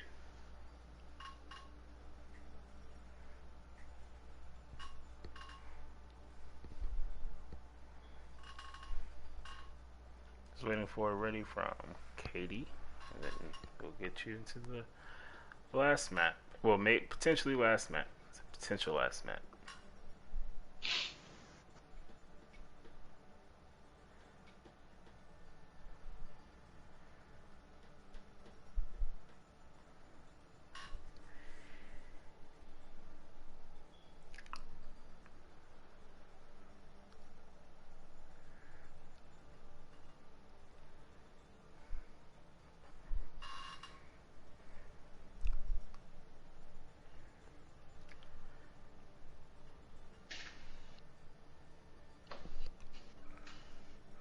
Kenny, do you have a tree set up yet? I do not have a Christmas tree yet. No. You planning on getting one, or Yes. we just Christmas tree state of mind kind of guy? No, I would like to get a Christmas tree. Yes. Okay. Kenny, do you want to go together with me? Where do you get your Christmas trees from? Down the street from my house. Is it like a? But I don't live down the street from my house, so Yeah, I no don't. problem. I know. I'm glad I gave it a whirl.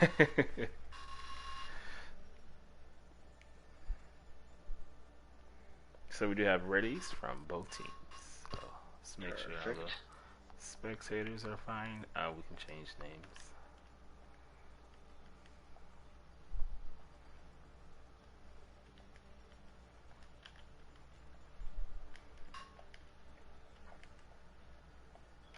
Do you get green Christmas trees, or are you one of the people who like their Christmas trees to be red or white or all the fancy No, it's just a colors? pretty standard green Christmas tree. This is only my second time shopping for one, because once again, like I said, I don't really celebrate Christmas, but not pretty standard. Something that fits on a table. Honestly, it's a cute little thing. Yeah. Yeah, takes one to know one. You know, I just thought our Christmas tree description should definitely match what I would use for myself. We're just hemorrhaging viewers as I give out this garbage content. I've never wanted more to cut to an ad read. Just someone sponsor us. I'll plug Cheese and Grooves. Initiating launch.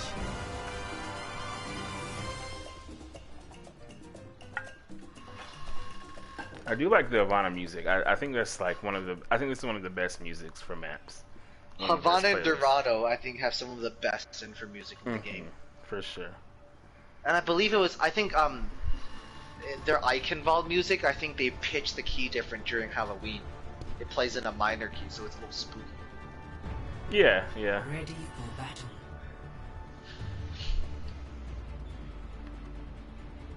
And it looks like, on the side of Bushido Banzai, we might be seeing J Money back on the Torbjorn. 30 seconds.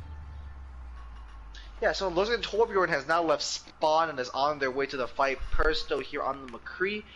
So like I said, a pretty standard double hit scan, double sniper composition. I got it absolutely right, as I usually do.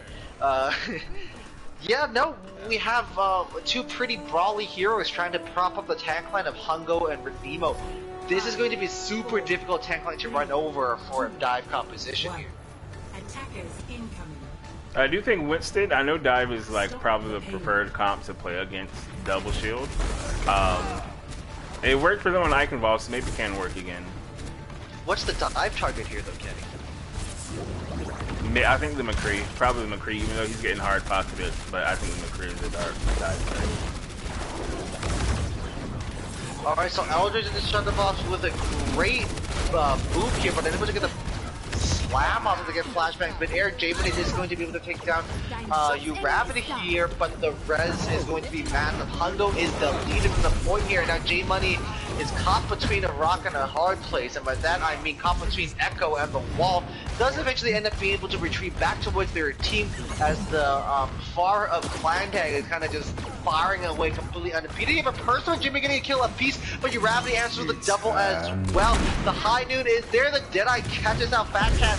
No resurrections this time as Redeemo is going to take down Uravity as well. The car not making too much progress, but enough to be basically last fight territory for a point A hold. Yeah. I think the last round, I think he was probably put on cart duty there, and he kind of just got off of it for a little bit. So they did miss out on some pretty valuable cart movement there.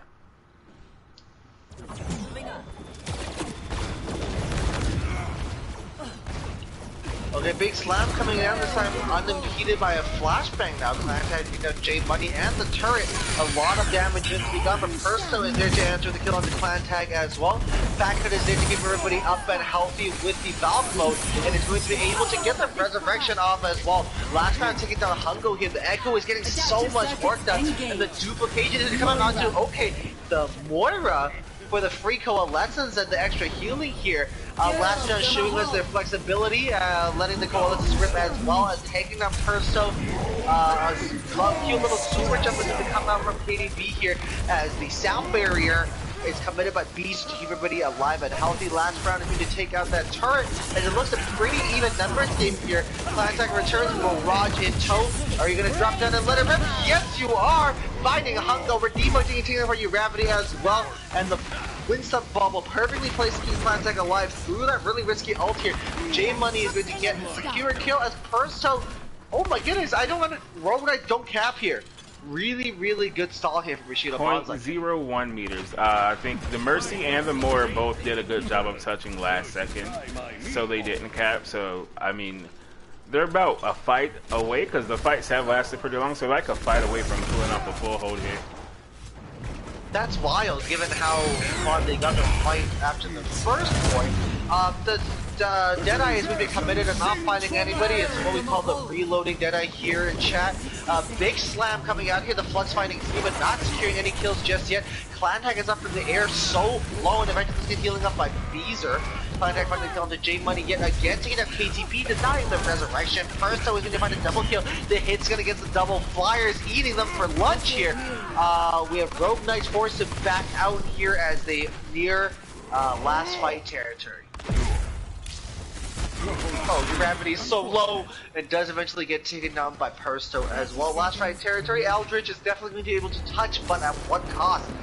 Kenny, I don't think the guy's working out so far. I think that's really the first fight they've lost, but I think his work is just they don't have the point presence to get it all the way through. So far it's looked good, but they're just getting out sustained by the double shield comp. It's also really tough because when you're playing dive, you have to have some point presence in OT, and that's the opposite of what the dive competition was built on. So we have Beezer just on the point of last round here, getting a triple to turn this around. Clantac and Fat Cat getting a kill apiece as well. Fat Cat with the third kill of the evening.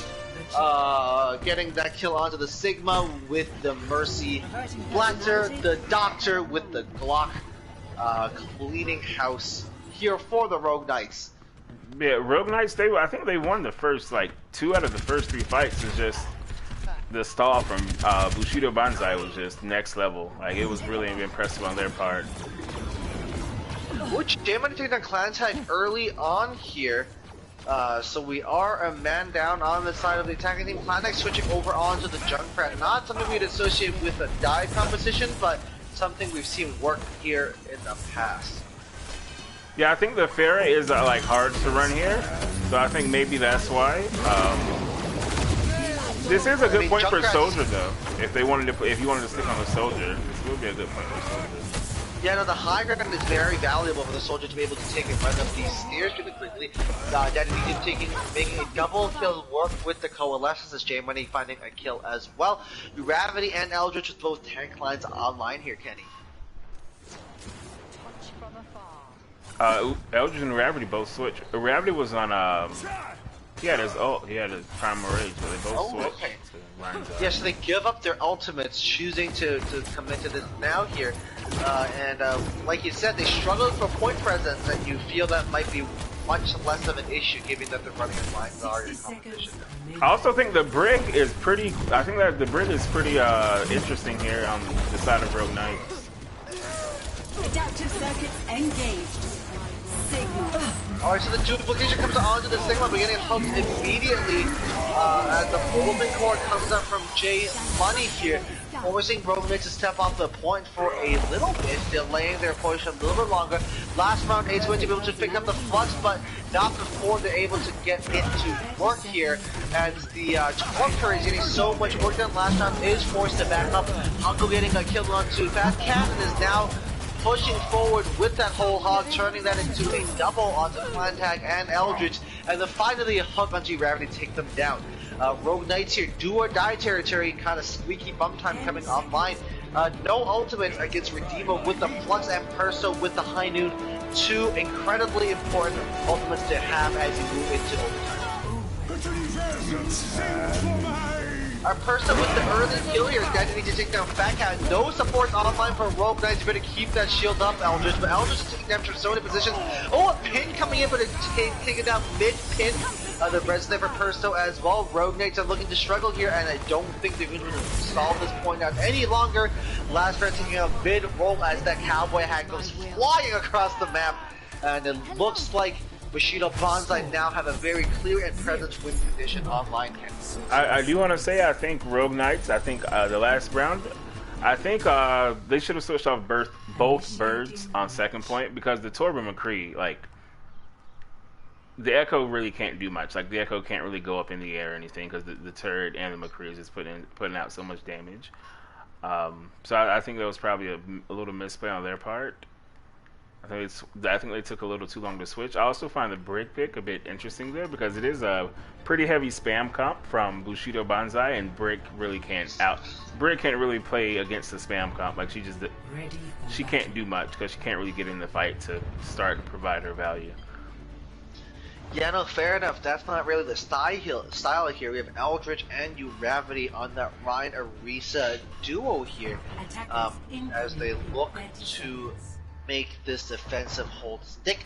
Hungo and Redeemo are going to stay on the Sigma Hog composition. The good thing about this is that both your tanks are playing a very off-tanky positioning. They're off on flanks, trying to get picks, trying to deal the damage, but both of them are quite self-sustaining, so you don't need to dump a ton of heals into them.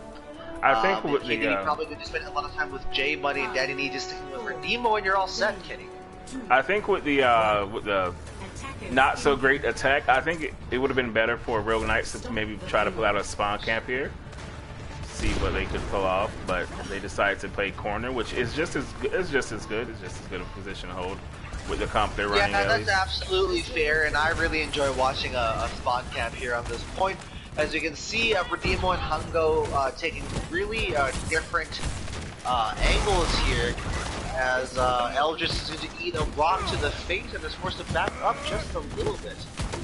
No picks come out from either side here, as the card is going to now make it around the corner, which is going to hurt you to see a little bit of your Rogue Knights fan. Clan Tag with an early pick to KDB, though. That could be the turnaround you needed. Definitely no resurrections anymore after taking down that Mercy, as looks like Bushido Banzai are going to be forced to back out last with and Persto as well. But now for Clan Tag and take it down, plus the resurrection is there.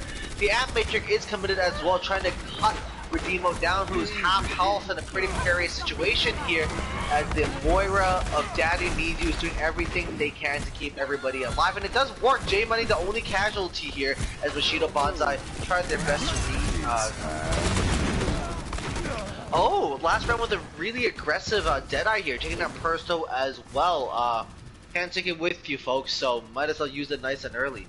Uravity and Eldritch both tank ultimates online as well, and you're getting the feeling that they're not going to switch off before getting a chance to use them this time, as Fat Cat is now with the Valk online as well, and Clan Tag is going to be able to let that Reptire go.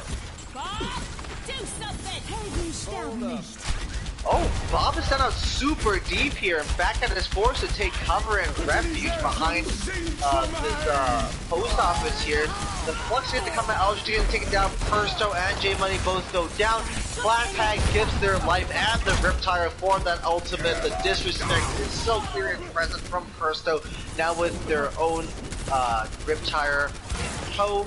We have Beezer here trying their best to get out alive, and is abandoned by Fat Cats. They go to heal the rest of their team in a safer position. The Coalescence is committed here on the side from Daddy Needs You, and getting so much done here. Eldritch going to try that extremely low time taking down Beezer as well. We're so close to a point A completion here, and it's just full stall territory. And can you have any touch? Yes, they can, but I don't know how much this stall is going to achieve with buying yourself another 10 seconds. That might hurt them. Now, your gravity won't be there. I agree. Yeah, that might hurt them a bit more. Yeah. Because, I mean, the checkpoint is literally around the corner, so that could be pretty tough. Persto's kill onto BZ here. It might just be night for Rogue Knights' hopes here on this point. Uravity is coming back with bongos, but still on their way. as this is a pretty long walk back from spawn. If I'm Bushido Banzai, I'm getting more bodies on card right now because it looks like he might just with gold Your Ravity gets the pick here. Two Bongos here online. Hungo and your Ravity dueling. Damage boost getting around. Hungo getting the kill. Perso getting another KDB with the reds as well. This is gonna be so tough for Roland to get the win here. Redeemo slamming Fat Cat down, taking down that Mercy. Can anybody touch? No, they cannot because it's a team kill.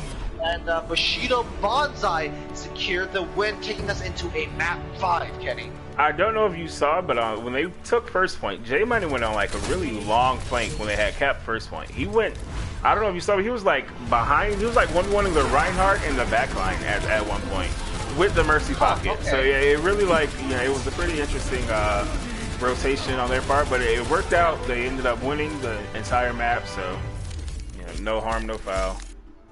I mean, those crazy positions are kind of the ones you want to take when you have the defending team having to rush over to touch. Because, like, if I'm J-Money, I'm like, yeah, if you kill me, you don't touch the card. And that's a pretty good trade-off to make, if you're asking me. So we are headed to a map 5. Rogue Knights falling to a 1-2... Rogue Knights starting off with a strong display on Ilios. Taking the lead, it's gone 1-0, 1-1, 2-1, and now 2-2 as we head into a map 5 here in the Overwatch Oasis League. 2 for 2 for map 5 so far for the tier 2 this week, so that is pretty cool to see. I believe yeah, no, fair, and not only that, Bushido Banzai and Rogue Knights now at a map 5 as both teams look for that elusive first win of the season here. And given the displays here, both teams definitely deserve to walk home with more than just an L. So, Bushido Banzai and Rogue Knights are going to throw everything and the kitchen sink at this one. Akatosh giving us lots of energy in chat here. Always happy to see it. Fat Cat is going to make a substitution. We see Cat and Sean on the support lineup. Rinse Washington last round playing DPS as a tank line with Eldritch and Beezer. And KDB here keeping the hot hand in. If it ain't broke, don't fix it. And we have Bushido Banzai sticking with that lineup.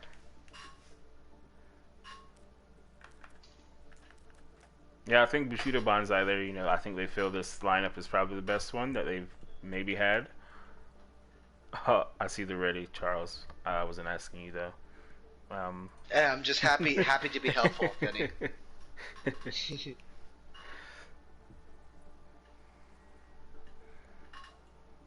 It has been it's been a really close series so far. I think every map has, I think Havana maybe looked the most like one-sided because it was kind of dominated by Bushido Banzai just from their defense alone, but every other map has been really up in the air.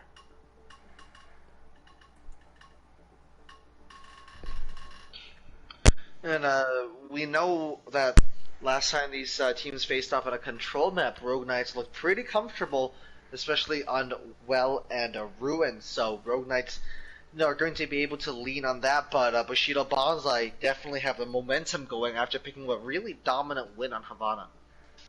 And it's also the lineup that Rogue Knights played on Ilios. I think this is pretty much the exact same lineup with last round and Rinse Wash and Sean and Cat on support.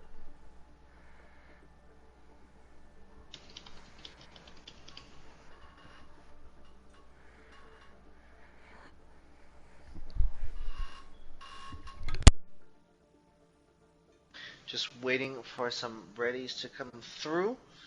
Good to see Seth Trollins, Rocky Top still in chat, keeping it going here. Kitty, if you're out there listening, I miss you. Say hello, fills my heart with joy.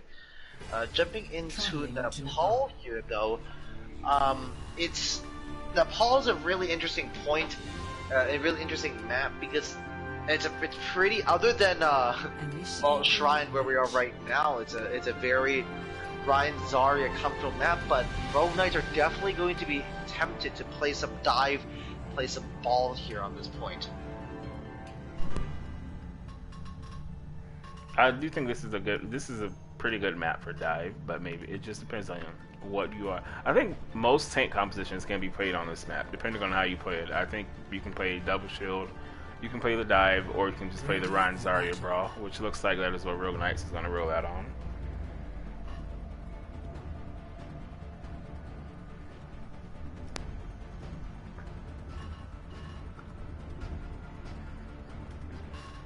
We have J Money back on the Torb. J Money is, Torb main this season so far.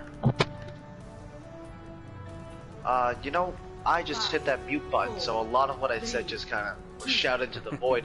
Yeah, no, J Money on the Torb is going to be absolutely massive. We see Hungo and Redeemo on that double barrier composition, and Rogue Knights sticking to what we saw definitely worked last time they played King of the Hill here.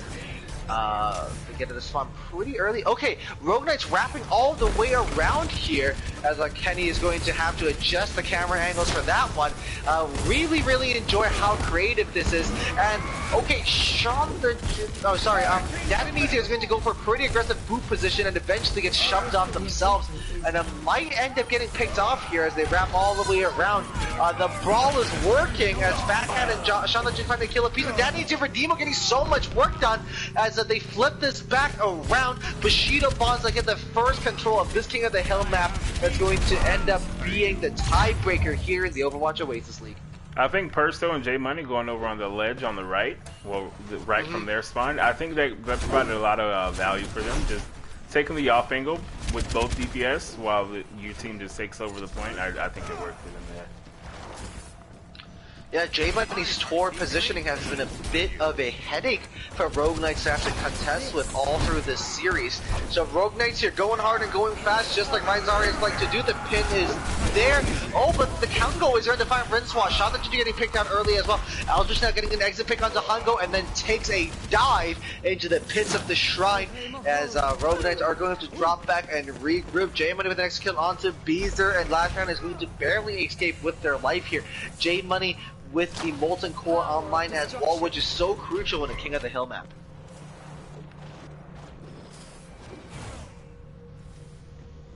We see switches from Rogue Knights switching over to the double barrier, but I feel like they're on the rush down form of double barrier because they still have the Morton and Lucio with the McCree, but they did switch over to the Soldier at least. I think they're just playing this composition that's going to establish a lot of point presence for them as they dump down this well here, which is super rough because you're running into J Money that has a Molten Core online, and yep, there it is.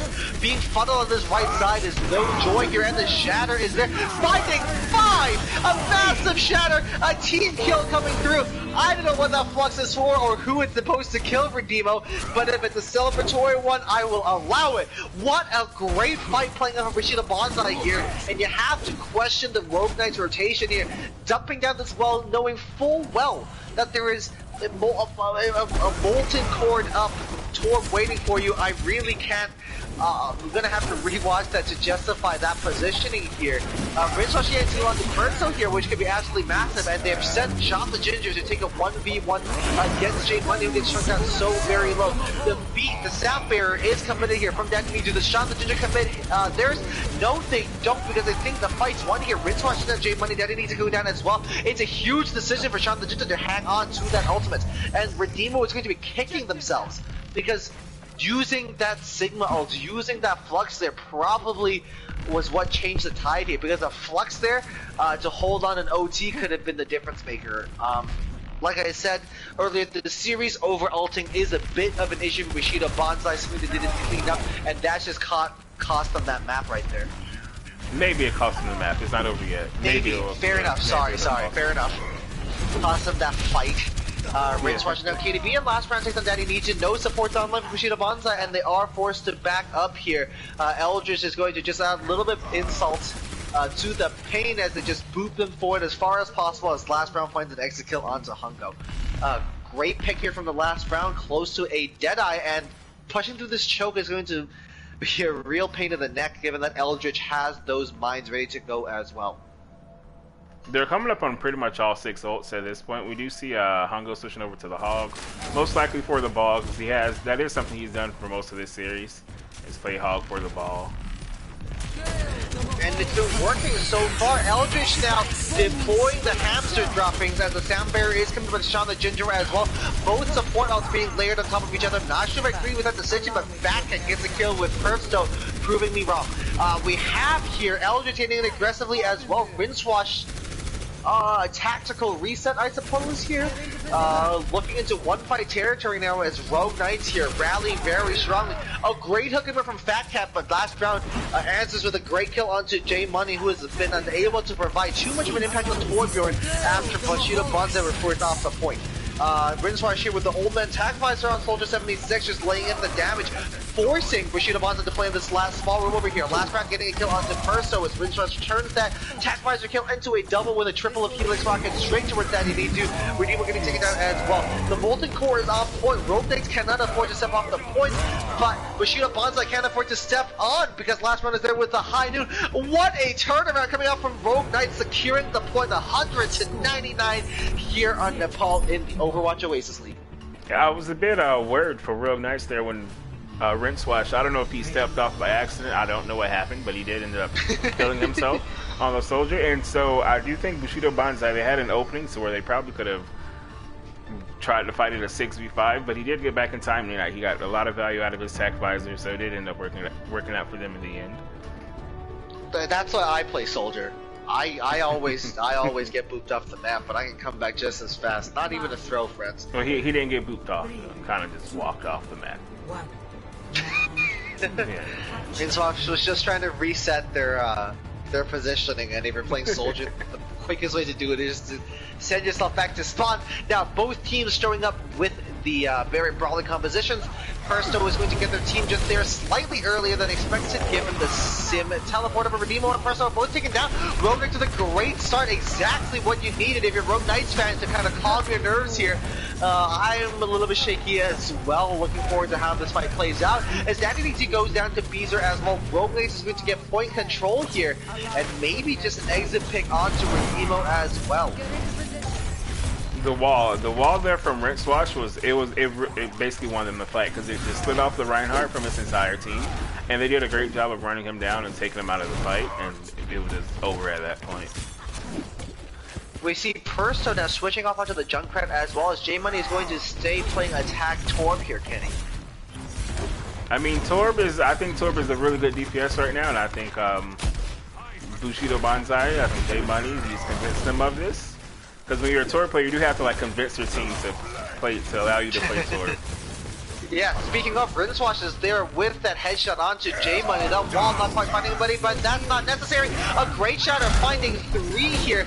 Both the runs pitting in. Hungo getting taken up by Eldritch here. The Sound Bearer is committed on the side of Sean the Ginger to keep everybody nice and healthy. The wall is there as well to take down Daddy Legion. Sean the Ginger proving the Lucio difference. Eldritch as well taking that duel against Redeemo. 50% end counting here for the Rogue Knights. What an incredibly dominant start to this point here. Maybe the beat drop wasn't needed there because it looked like they had already had about 2 or 3 picks. So I think the beat drop was kind of just overkill, and it might hurt them because they are coming back into J Money's gonna have Torbo, Ardemo has Shatter, so maybe it can come back to bite Rogue Knights here. Sean the Ginger frags out enough here. They might just get it back by the time Hungo gets a grab off here. He got fragged. Nope, Persto got fragged instead. I have Caster, curse my friends at Rogue Knights. A great kick coming out from Eldritch here, and the sound barrier from Daddy DG is to keep everybody alive. The Molten Core committed, just like you said. A sound barrier would have been fantastic to have right now. The wall is here as well from Rinswash to keep everybody up. Last round is taken down mid-high noon. The Deadeye is not going to be able to find anybody as J Money's going to take on back out with that turret. Hungo getting so much work done. The fully charged Zarya is not someone you want to mess with, as the Bushido Banzai are going to be able to turn this around, but Rogue Knights do get this last fight territory. Maybe investing a little more than they expected to there. Maybe you just take an eco push, lose this point, lose this fight, hang on to the high noon, and hang on to the support ults, but they have the grab, they have the shatter to they have the grab, they have the blizzard as well. 3 fight-winning ultimates here. The tire is committed. It's just going to take a bit of a detour, coming up to the high ground over here towards that backline. Can it find anybody? No, it can't. A flick of the shield from Eldritch keeps everybody alive. Now the blitz is committed onto the backline here on the side of Rinswash. She gets taken down as well. But Eldritch is there with the kills. The shatter comes out, not quite finding anybody, not quite necessary, as Rogue Knights is just cleaning this up, and Hungo is going to get taken down as well. J-Money switching onto that Doomfist to touch, but I don't think they're going to be able to make anything work. OT is not triggered. Rogue Knights take map 5, take this series, and get their first win of the season here in the Overwatch Oasis League.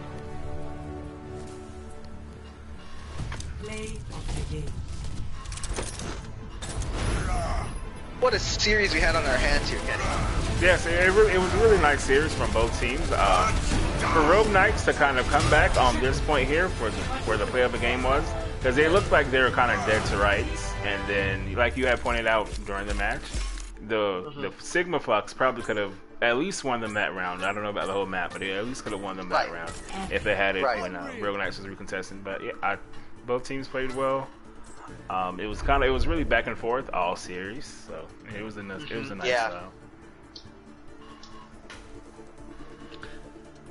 so just waiting for nominations to come out, but I want to talk about Rincewash first here. Doing a lot of work here on the Pharah. I believe they played a good amount of Junkrat as well, and getting so much done on the projectile DPS heroes. Yeah, I think Rincewash is definitely a candidate for DPS MVP. I think his May was extremely good. It basically opened Nepal Village, opened that up for them. So I think he's definitely a candidate for DPS MVP. I'm also a big fan of what we saw from Fat Cat and Kuroi Star, two really dependable mercies that Rogue Knights are able to fall back on. But Sean the Ginger's Lucio, not something to be overlooked either. Yeah, I think I would agree with you with that as well. I think Cat was probably the better support of the three on Rogue Knights, but yeah, the rest of them played well.